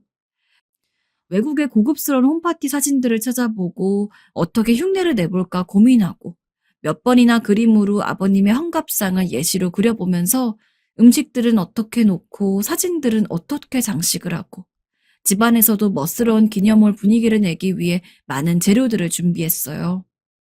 제가 예시로 만든 디자인은 남편이 보더니 무척 놀라더라고요. 와, 이거 완전히 전문 파티 플래너잖아. 우리 여보가 이런 재능도 있었구나. 진짜 멋지다. 남편이 칭찬해주니까 저도 더 가슴이 벅차고 누군가를 기쁘게 해줄 수 있다는 게 이렇게 저한테 행복한 일인 줄 몰랐어요. 저야말로 남편의 말처럼 새로운 재능을 찾게 된 것 같아서 기뻤고, 제가 계획해둔 그림 안에 아버님을 모셔왔을 때 어떤 반응이실지도 너무 궁금하더군요. 일부러 식기도 한창 유행하는 종류들로 다 구입을 하고 상차림을 할 테이블도 새로 샀습니다. 아버님의 젊은 날 사진들부터 해서 최근에 찍은 가족들 사진까지 거실 한쪽 벽면에다가 갤러리처럼 꾸며두고 요즘 유행이라는 케이크에다가 아버님을 위한 축하 메시지와 사진도 꽂아서 주문을 했습니다. 그리고 제가 요리는 좀 부족한지라 아버님이 좋아하시는 메뉴들을 남편을 통해 미리 조사한 다음 홈파티 전문 업체에 의뢰를 해서 맛깔스럽고 예쁘게 보내달라고 일일이 세세하게 주문을 했어요. 조금씩 완성되어 가는 걸 보니까 제가 다 떨리고 이날 아버님을 더없이 행복하게 드리고 싶어 두근두근 설레더라고요. 결혼식을 하고 신혼여행을 다녀온 후 아버님께 인사 갔을 때 소녀스러운 편지지에다가 어색하게 내용을 꽉 채워서 써주셨던 모습들을 생각했어요. 내용은 대략 우리 며느리가 우리 집에 와줘서 너무 고맙고 사돈께도 이렇게 예쁜 딸 키워주셔서 감사하다는 것이었는데 그걸 읽고 당시에 얼마나 눈물이 났는지 모릅니다. 제가 비록 어머니와의 관계는 힘들지만 아버님은 정말 저에게 친아빠 그 이상의 정을 보여주셨기에 마치 나에게 좋은 아빠가 계셨다면 이런 식으로 함께 보낼 거라는 가정하에 거의 밤잠을 자지 않고 여러 각도에서 꾸며보고 사진도 찍고 구성을 했어요. 그렇게 열심히 준비를 하던 중에 드디어 환갑잔치 당일날이 되었고 그날 저녁에 모이기로 했기 때문에 일부러 하루 월차도 냈습니다. 아침부터 눈 뜨자마자 배달되는 것들 배송받아서 하나씩 꾸미려면 왠지 시간도 부족할 것 같고 가족들을 다 놀래켜드리고 싶은 욕심도 있었거든요. 그래서 집에서 준비된 것들을 착착 걸어가면서 배송된 요리들을 조금씩 채워넣고 그릇들도 새롭게 세팅을 해두었어요. 중간중간 과정마다 찍어서 남편에게 보내주니 그저 감탄하기 일쑤였고 저에게 연신 고맙다며 너무 무리하지 말라더군요. 이날 남편도 저에게 조금 미안했던지 평소보다 일찍 퇴근을 했고 함께 준비를 했어요. 음식들은 상태 모두 점검한 다음에 가족들 도착하기 직전부터 덜어두었는데요. 그러는 사이 아버님과 어머님도 오시고 아가씨도 오셨어요. 문을 열고 들어서는 아버님은 얼마나 감격스러워 하시던지 정말 너무 뿌듯하지 뭡니까? 와, 정이야. 이걸 네가 다 한 거냐? 내가 태어나서 이런 대접은 정말 처음 받아보는구나. 아버님은 살짝 눈가가 빨개지시더니 너무 고맙다며 연신 칭찬을 해주시더라고요. 아가씨도 바로 저에게 다가와서는 말을 걸었어요. 세상에, 언니, 이거 정말 언니가 다 하신 거예요? 너무 멋져요. 이렇게 할 수 있으니 따로 한갑잔치하러 장소 빌릴 일도 없겠어요. 언니 진짜 손재주 좋으시네요. 우리 아빠 위해서 이렇게 해주시고 정말 감사해요. 남편도 역시 아가씨에게 제 자랑을 엄청 하면서 그렇게 기분 좋게 자리를 잡고 있었어요. 그 뒤에 어머니가 들어오셨는데 딱히 어머니 반응은 어떨지 상상이 갔지만 크게 예상에서 벗어나지 않더군요. 그냥 아무런 움직임도 없는 듯한 표정으로 둘러보며 구경만 하실 뿐 전혀 웃지도 어떻지도 않은 상태셨어요. 아마도 요 근래 일들 때문에 여전히 저한테 감정이 좋진 않으신 것 같았고 그저 어쩔 수 없이 아버님 환갑 잔치 때문에 오신 듯 하더라고요.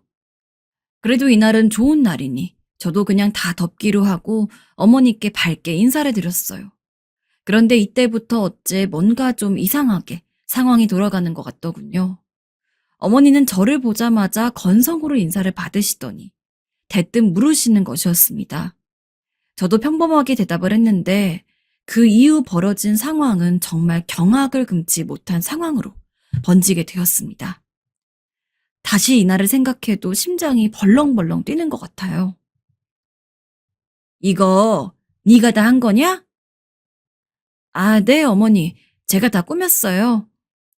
음식도 네가 다 한 거고?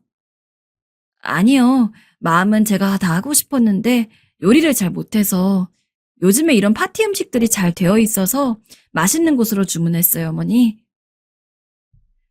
어머님 갑자기 눈을 희번뜩하게 뜨시더니 냅다 소리를 지르는데 가족들이 다 놀라서 일제히 시선이 꽂혔어요. 뭐야? 그럼 배달시킨 거야? 야, 너 우리 집이 그렇게 우습냐?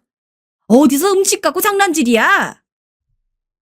너무 어벙벙해서 입이 떨어지지 않았고 남편과 어머님 아가씨는 다들 황당한 눈으로 어머니를 쳐다보더군요. 어디서 버르장머리 없이 배달 나부랭이를 시켜서 우리 보고 먹으라는 거야? 네가 볼 땐 우리 입이 그렇게 싸구려 같냐? 니네 시아비가 네 남편을 어찌 키워서 장가 보냈는데 이따위 대접을 하고 있어.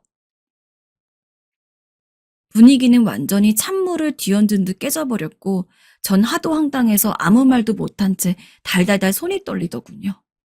요 며칠 밤새면서 준비하느라 잠도 부족했고 살짝 어지럽기도 했지만 그저 오늘만 기다리면서 이렇게 벅차게 만들었는데 정말 앞이 기우뚱하고 기울 듯 현기증이 나더군요. 엄마, 왜 그러는 거야 대체? 겨우 입이 떨어진 아가씨가 어머니를 말려보았지만 어머니는 막무가내로 저에게 고성을 내셨습니다. 네가 아주 제대로 미친 개야. 우리 집을 조무습게 본 게 아니면 이따위로 할 수가 없어. 우리가 너 쉽사리 시켰니? 뭘 어쨌니? 이거 완전 제대로 골탕 먹이려는 거 아니야? 내가 이따위 취급을 며느리한테 받고 산다. 어머님 갑자기 말도 안 되는 흐름으로 흐느끼시더니 그대로 신발을 신고 뛰어나가 버리셨어요. 저는 정말 그 자리에 서서 멍청하게 뒤집어 쓴 듯 가만히 서 있었어요.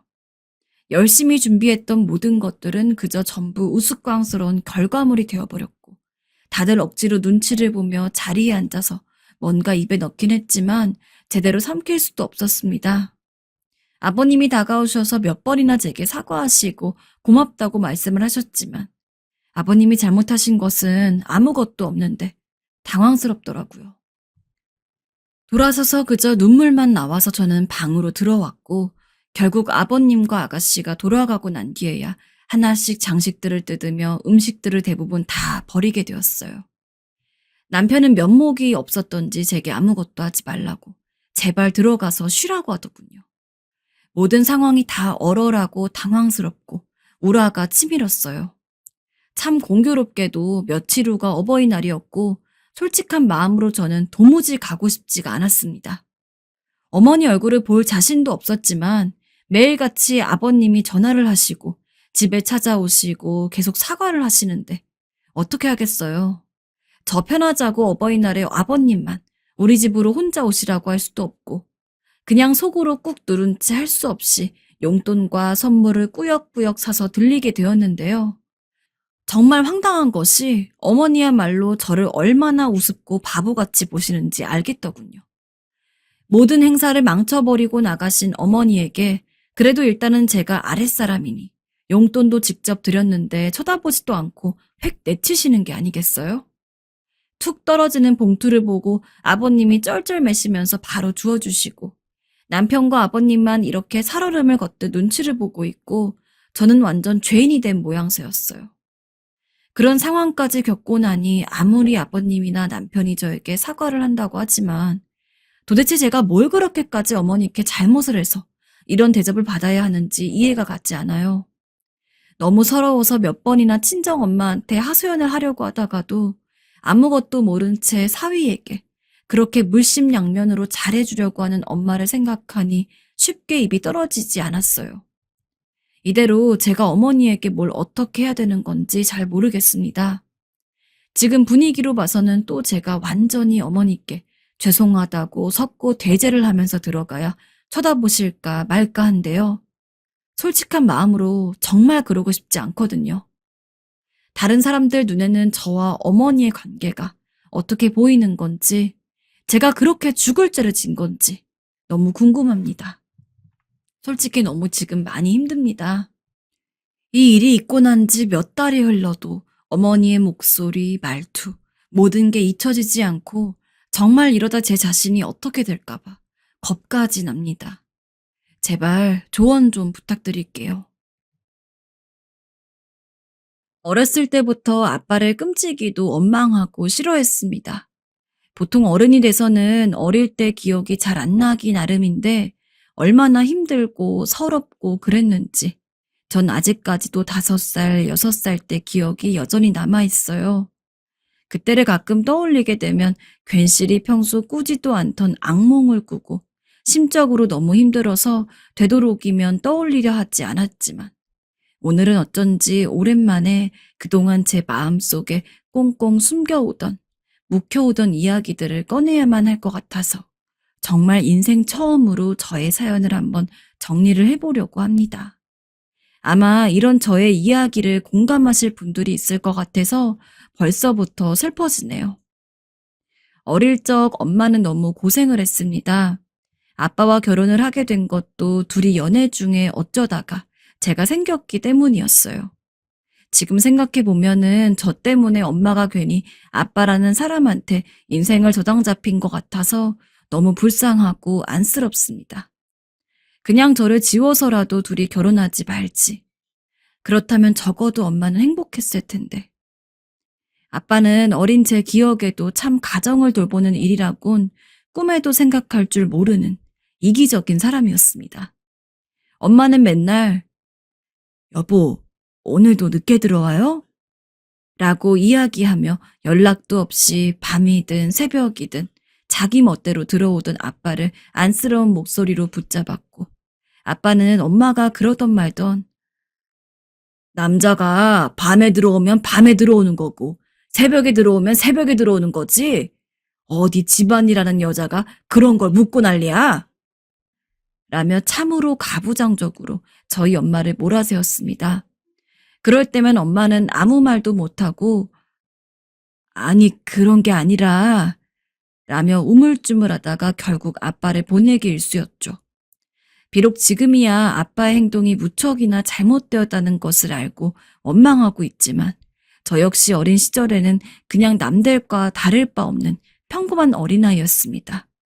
아빠가 왜 그렇게 밖을 나돌았는지도 잘 몰랐고, 그냥 아빠가 저랑 놀아주고 함께 해줬으면 해서 어느 날은 밖에 나가려는 아빠의 바지가락을 붙잡고, 아빠, 나랑 놀아줘요. 라고 말한 적도 있습니다.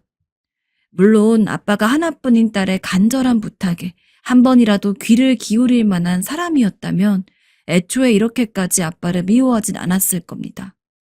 아빤 제가 붙잡던 엄마가 붙잡던 단 한 번도 저희 모녀의 말을 들어준 적이 없었고, 어린 저야 그냥 아빠가 놀아주지 않아서 서운한 정도에 그쳤다지만 엄마는 아마 속이 새까맣게 타들어 가셨을 거라고 생각합니다. 아직 어렸던 저한테 아빠에 대한 푸념을 늘어놓을 수도 없고, 게다가 엄마는 너무 일찍이 결혼을 해서 결혼 생활을 하느라 친구가 마땅히 있지도 않았습니다. 그렇다고 외할머니네, 즉 저에게는 외갓집이 되는 식구들과 그렇게 친하지도 않았습니다. 아예 연을 끊고 사는 것 정도는 아니었지만 들어보니까 외할머니는 엄마와 아빠의 결혼을 무척이나 반대를 했다고 해요. 너 그놈이랑 결혼할 거면 우리 집에는 절대 들어오지 마라. 애는 지워. 하지만 그런 외할머니의 강경한 태도에도 불구하고 엄마는 아빠를 사랑하였고, 이미 뱃속에서 숨쉬고 있는 저를 지울 수 없었기에 외할머니의 간절한 이야기를 듣지 않고 아빠와 결혼을 해서 저를 낳았습니다. 그 덕분에 외가 쪽과는 사실상 인연이 거의 없는 상태로 엄마 혼자 외딴 기러기처럼 신세가 된 것이었습니다. 그러나 엄마가 그렇게까지 해서 아빠를 선택하고 결혼을 했음에도 불구하고 아빠는 엄마와의 결혼을 매일매일 후회했죠. 이놈의 애만 안 생겼어도 내가 결혼 따위 했을 리 없는데 내 인생이 망했다. 망했어. 자식 때문에. 언젠가 술을 먹고 한 아빠의 말에 상처를 받았던 기억이 납니다. 제가 그런 말을 듣는 것이 두려워 저의 길을 막아주었던 엄마의 노력이 무색하게 아빠는 시도 때도 없이 아이가 있어서 너무 후회한다는 이야기를 자주 했고, 어릴 때는 그게 구체적으로 어떤 것을 뜻하는지도 제대로 모르면서 저는 점점 자연스럽게 아빠에 대한 기대를 버렸던 것 같습니다. 한 살 한 살 나이가 먹으면서 이제는 더 이상 아빠에게 놀아달라고 하지도 않았고, 아빠에게 쓸데없이 말을 거는 일도 없었습니다. 엄마가 그 누구보다 고생하고 있다는 것을 알기에 최대한 엄마한테 착한 딸이 되려고 노력했습니다. 엄마 힘들까봐 집 청소도 하고, 엄마 힘들까봐 설거지도 하고, 초등학교 때 얼마나 같은 반에서 친해진 친구들이랑 같이 놀러도 다니고 싶었겠습니까? 하지만 전 엄마 혼자서 힘들고 외로울까봐 방과 후에 친구들이랑 논 적이 단 한 번도 없습니다. 애들이 놀자고 해도 늘 바쁘다는 핑계를 대면서 집에 갔죠. 엄마, 저 학교 다녀왔어요. 응, 왔니? 아이고, 좀 늦게 와도 되는데. 엄마는 제가 매일같이 본인 때문에 일찍 집에 다니는 걸 알았습니다. 그런 저에게 늘 미안하다는 말을 하셨죠. 하지만 저는 엄마가 저에게 미안해할 것은 하나도 없다고 생각했습니다. 엄마가 아니었으면 전 이 세상에 아예 태어나지도 못할 사람이었고, 솔직히 제가 있었기 때문에 엄마의 인생이 이렇게 망가진 것이 아닌가 싶어 제 나름대로의 자괴감도 느끼고 있었으니까요. 이게 저의 초등학교 저학년 때의 생각이었습니다. 아빠는 그때쯤 술집에서 만난 상간녀와 바람을 피고 있었습니다. 엄마가 그 문제로 아빠에게 이야기하면서 큰 소리를 내며 싸우는 걸 잠결에 몇 번 들은 적이 있었거든요. 이상하게 아빠가 저랑 엄마를 버리고 다른 여자와 바람을 피고 있다는데 그렇게 충격적이지 않았습니다. 내심 아빠는 그럴 만한 사람이라고 생각을 해서였을까요? 차라리 그냥 이대로 더 이상 엄마를 힘들게 하지 않고 집을 나갔으면 좋겠다고도 어렴풋이 생각을 했던 것 같습니다. 그리고 그런 제 바람이 이루어진 건지 뭔지 정말로 아빠는 며칠 뒤에 본인의 짐을 싸서는 집을 나가고 말았죠. 허망한 눈길로 거실을 돌아다보던 엄마가 기억이 나지만 전 잘됐다고 생각했습니다. 엄마도 당장은 아빠가 없어서 허전하고 그럴지언정 아빠가 평소 우리에게 잘해주던 사람도 아니었기에 금방 괜찮아질 거라고 그렇게 여겼던 것 같습니다. 하지만 그건 저의 섣부른 생각이었나 봅니다. 제가 9살이 되던 해 끔찍한 일이 일어나고 맙니다.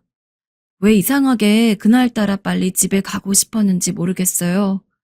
원래부터도 학교가 끝나면 제깍제깍 집에 갔지만 그날은 어쩐지 평소보다 조금 더 빠르게 움직여야 할 것 같은 느낌이 왔습니다. 아직도 선명하게 기억하는데 원래 그날은 처음으로 학교 끝난 후에 집에 바로 가는 게 아니라 친구 생일 파티에 초대되어서 친구네 집에 가는 날이었어요.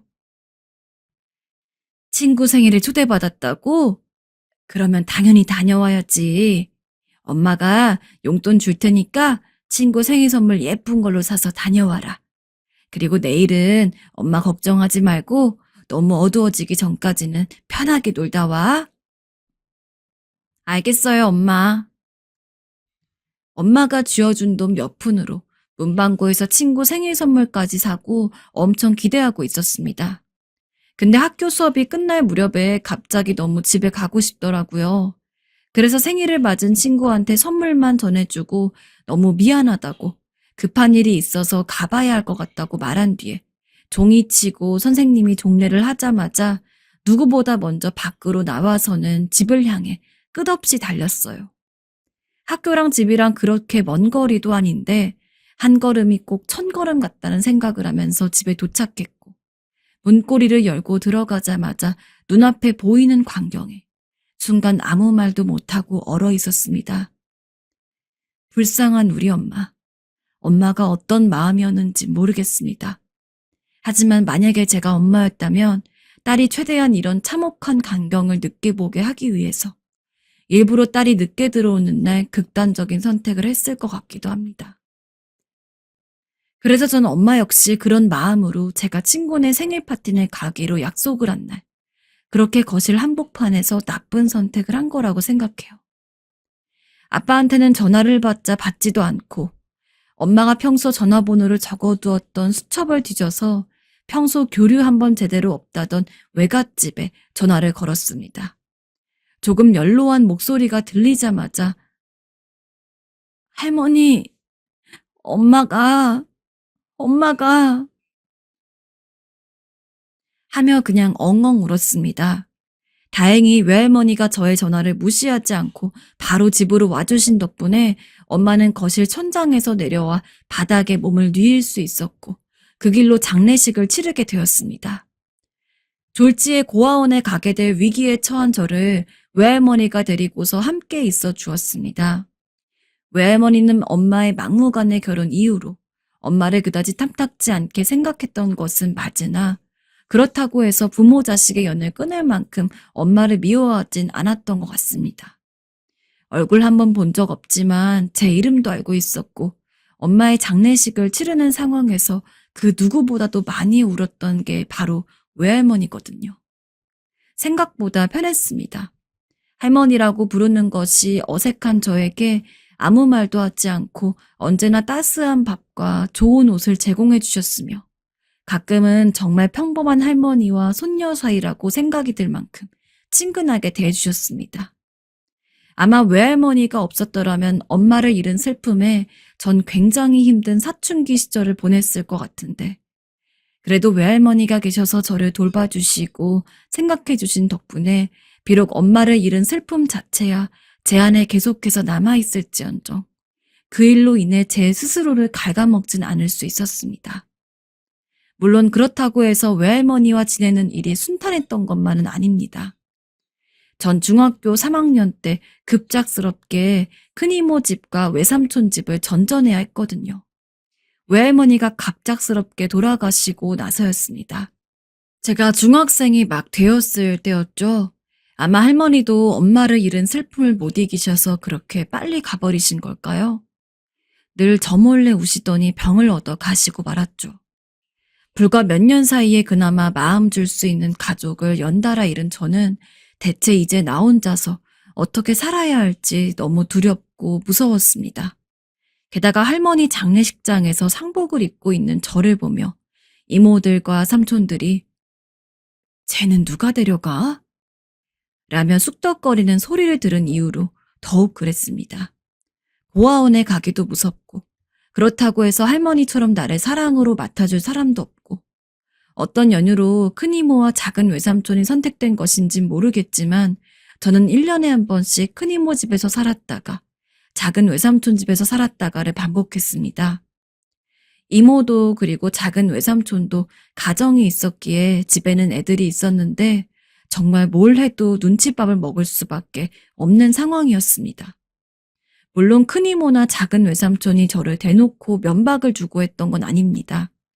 제때제때 밥도 챙겨주셨고 가끔 가다가 옷도 사주시고 그랬습니다.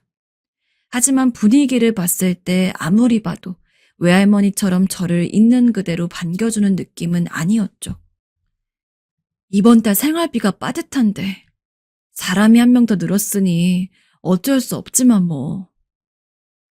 이런 말을 들을 때마다 너무 비참했고 그리고 무엇보다도 제 자신이 죄송스럽기도 했습니다. 두 분이 저를 어느 정도 잘 대해줬기 때문에 더욱 그랬습니다. 그맘때쯤에는 빨리 어른이 돼서 이 집을 나가야겠다는 생각밖에 하지 않았습니다. 제가 얼른 성인이 되어서 작은 원룸이라도 구해 살아야 큰이모도 작은 외삼촌도 저 때문에 신경 쓸 일이 없을 테니까요. 그래서 고등학생 때부터 조금씩 알바를 했습니다. 어차피 공부를 원래부터 잘하는 편도 아니었고 대학에 갈 생각도 그때는 없었어서 그냥 고졸로 빨리 고등학교만 끝내고 공장에 가서 일을 할까 하는 생각이 대부분이었습니다. 뭐 어찌저찌 전문대를 나와가지고 졸업을 하긴 했지만 아무튼 그 당시에는 그만큼 빨리 혼자 독립을 해야 되겠다는 열망이 강했습니다. 그리고 실제로 저는 고등학교를 졸업한 뒤에 바로 집을 나와서 살게 되었습니다. 돈이 많이 모인 것은 아니었습니다.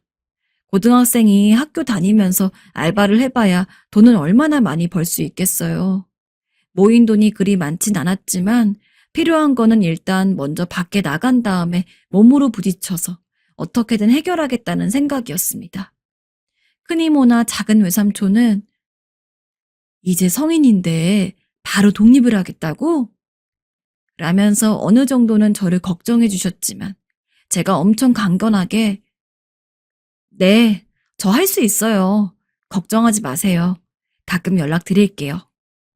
하며 독립을 이야기하니까 결국 알겠다고 했죠. 포기할 뻔했던 대학 생활은 꽤 재밌었습니다. 비록 전문대라서 2년만 다니면 됐지만 당시만큼 제 인생에서 행복하고 즐거웠던 순간이 없었다고 생각해요. 게다가 전문대 자체가 졸업을 하고서 바로 취직을 생각하는 목적으로 공부를 하다 보니까 이론적인 것보다는 실무적인 경험을 쌓을 수도 있었고 게다가 대학에서 만난 친구들도 참 괜찮은 애들 뿐이었습니다. 집안 사정상 가정 환경 꼴이 이렇다 보니까 저는 초중고 때 사귄 친구들과는 오래도록 연락하는 친구들이 없는 상황이었는데 대학교에서 만난 친구들과는 대학을 졸업한 이후에도 꾸준히 연락을 하고 지냈죠. 게다가 제 인생은 그나마 성인이 되고서부터 조금씩 풀리는 팔자였는지 대학을 졸업하고서 거의 한 달, 2달 안에 바로 합격을 하게 된 작은 회사에서 전 지금의 남편까지 만나게 되었습니다. 남편은 저보다 1년 먼저 입사해서 일을 하고 있던 당시 저의 사수였어요. 아무래도 사수다 보니까 신입인 저의 곁에 딱 붙어서 일을 가르쳐주고 그랬는데 사람이 확실히 자주 보다 보면 정이 든다고. 당시 야근도 많았던 회사였는데 그럴 때마다 전 남편이 사수였기 때문에 뭘 하던 남편과 함께 해야 했습니다. 정말 과장 좀 보태서 화장실 가는 시간 빼고는 늘 남편과 붙어 있었던 것 같아요. 남편은 무뚝뚝하지만 착한 사람이었고, 그러다 보니까 함께하며 제가 마음을 주게 된 것은 너무도 당연하다고 생각합니다. 다행히 남편도 저를 이성으로서 보고 있었고, 그렇게 저희는 함께 일을 하게 된 지 약 1년 만에 연인이 되었습니다. 회사에는 당연히 비밀로 했어요. 남편이 워낙 공가사가 뚜렷한 사람인지라 저희가 결혼 이야기를 하면서 청첩장을 줄 때까지 아무도 저희가 사귀는 사실을 몰랐을 정도예요. 게다가 시어머니와 시아버지도 남편만큼 무척이나 좋은 분들이었습니다. 제대로 된 부모도 없이 혼자 살고 있는 제가 탐탁지 않고 아들인 남편에게 조금 더 좋은 여자가 오기를 바라셨을 수도 있는데 저희 가정 사정을 다 들은 시부모님은 어릴 때부터 너무 고생이 많았네. 그래도 이렇게 반듯하게 자라줘서 내가 다 고마워요. 라며 저를 있는 그대로 받아들여 주셨습니다.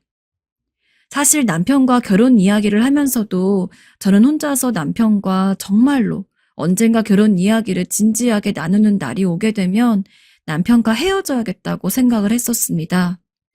구체적으로 왜 그렇게 생각했는지는 잘 모르겠어요.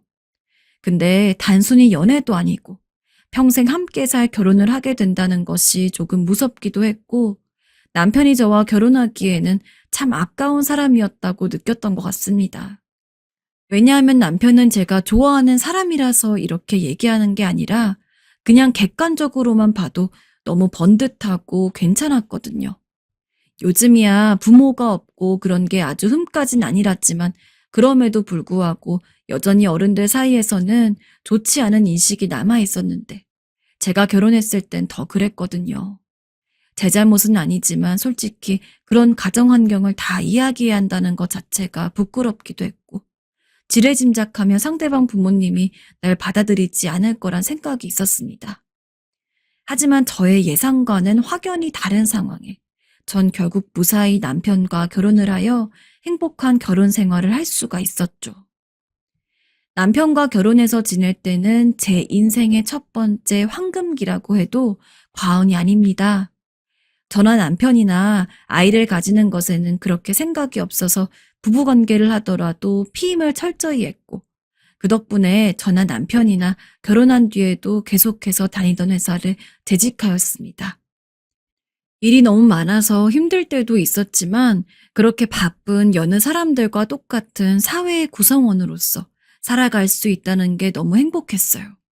중소기업 치고 회사 사람들도 다 착한 사람뿐이었고 대표님도 직원 하나하나를 소모품이 아니라 정말 가족처럼 여겨주시는 분이었습니다. 이 회사가 망하기 전까지는 평생 여기 다니고 싶을 정도였어요. 남편도 저랑 생각이 같았고요.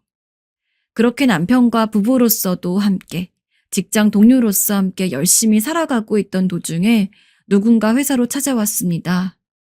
제 나이 또래로 보이는 젊은 남자였는데 전 난생 처음 보는 얼굴이었어요. 그 사람이 김영희 씨 맞으시죠? 라면서 제 이름을 이야기했을 땐 대체 어디서 만났었던 사람일까 하고서 궁금해했습니다. 아무리 기억을 되짚어봐도 저랑은 완전히 초면이었거든요. 일단 맞다고 하고 그냥 가만히 그 사람이 얘기하는 걸 기다리고 있는데 갑자기 그 남자가 이렇게 이야기했습니다. 김춘기 씨 아시죠? 설마 얼굴 한번 제대로 본 적 없는 남자에게서 제 인생 가장 끔찍한 기억을 남긴 이름이 나올 줄은 생각도 못했습니다. 김춘기. 망나니 같던 제 아빠의 이름이었죠. 어쩐지 이야기가 길어질 것 같아서 남편에게 대략적으로 상황 설명을 하고 먼저 퇴근하고 가라고 한 뒤 전 회사 일이 끝나고 그 남자와 함께 작은 카페에서 이야기를 나누게 되었습니다. 그 남자는 당시 아빠가 바람이 나서 집을 나가게 됐던 원인이 된 상간녀와 아빠의 사이에서 나온 아들이었어요. 시계상 계산해보니 처자식 버리고 도망가기 전부터 낳은 아들이더군요. 아, 대체 어떻게 그 아들이란 사람이 절 찾았는지 잘 모르겠지만 그 사람이 저를 찾아온 이유가 더 어이가 없었어요.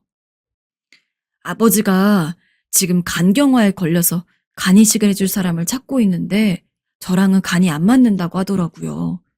근데 아버지가 영희 씨 이야기를 해서 혹시나 하고 한번 찾아왔어요.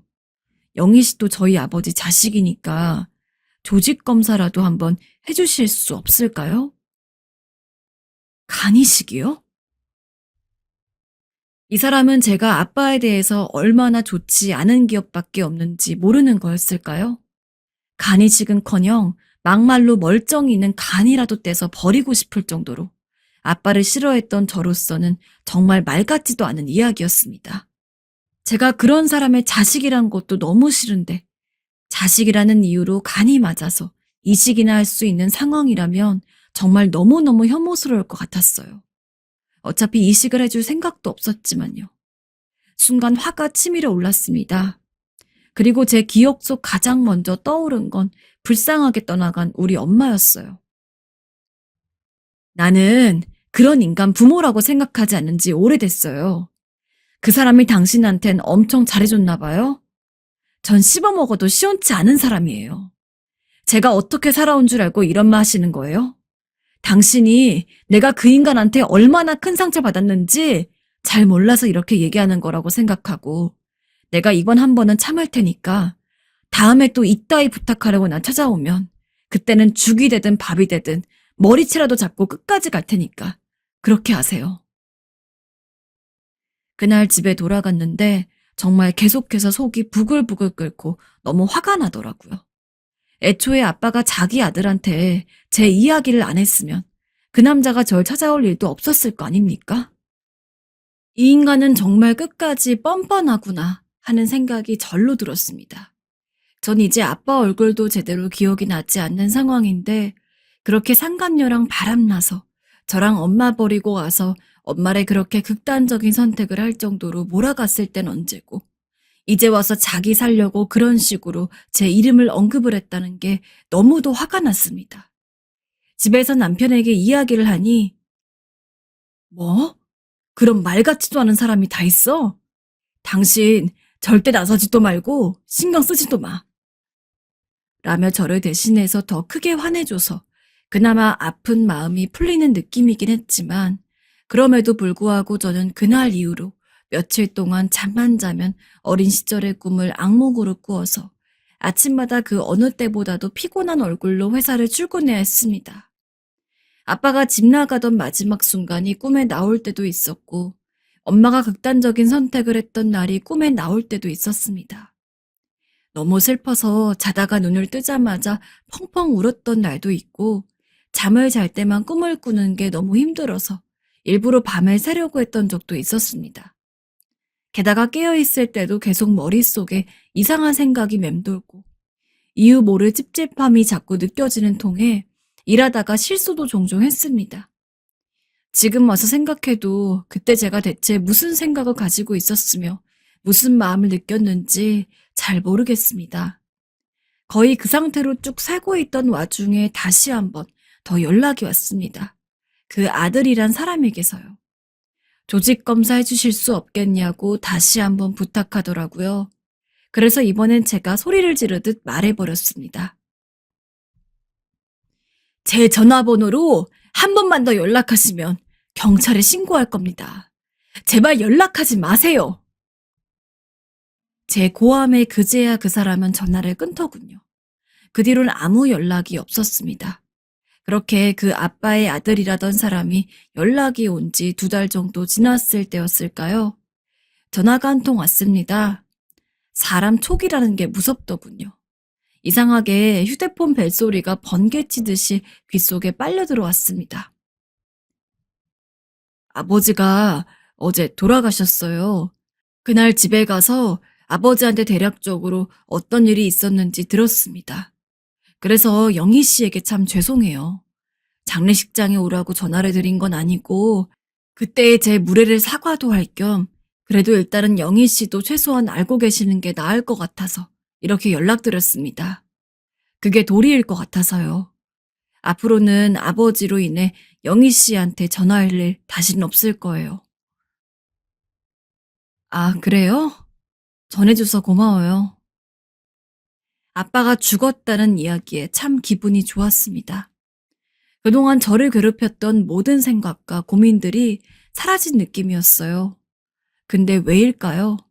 그날 저녁에 남편이랑 소주에 닭발 하나 시켜놓고서 함께 술잔을 기울이며 야식을 먹고 대화를 하는데 저도 모르게 눈물이 났습니다. 그 눈물의 의미가 뭔지 아직도 저는 알지 못합니다. 그래도 같은 피를 타고난 아빠라고 어디 마음 한구석에서는 안쓰러운 마음, 그리운 마음이 있기라도 했는지 나도 모르게 흐르는 눈물을 닦고 소주 한 잔을 기울이니 어릴 적 생각이 나더군요. 그래도 잠시나마 행복했던 아빠와의 추억들. 그날 저는 별빛을 안주 삼아 오랫동안 추억에 잠겨서 헤어나오지 못했습니다. 장례식장은 가지 않았어요. 그리고 전 지금 열심히 제 삶을 살고 있습니다. 아주 잠깐 싱숭생숭한 마음이 들긴 했지만 결국 이미 예전에 아빠와는 연이 끊기고만 사이고 지금 당장 제 옆에 있는 남편과 현재를 살고 있는 저를 생각하면서 지금에 충실하는 게 낫다는 생각이 들더라고요. 어찌됐든 저는 지금 잘 살고 있습니다. 그리고 앞으로는 그 누구보다도 더 잘 살기 위해서 노력할 생각이에요. 혹시 저와 비슷한 아픔이 있으신 분들, 여전히 힘드시다면 현재를 살아가고 있는 자신을 생각하며 노력하시길 바랄게요. 감사합니다.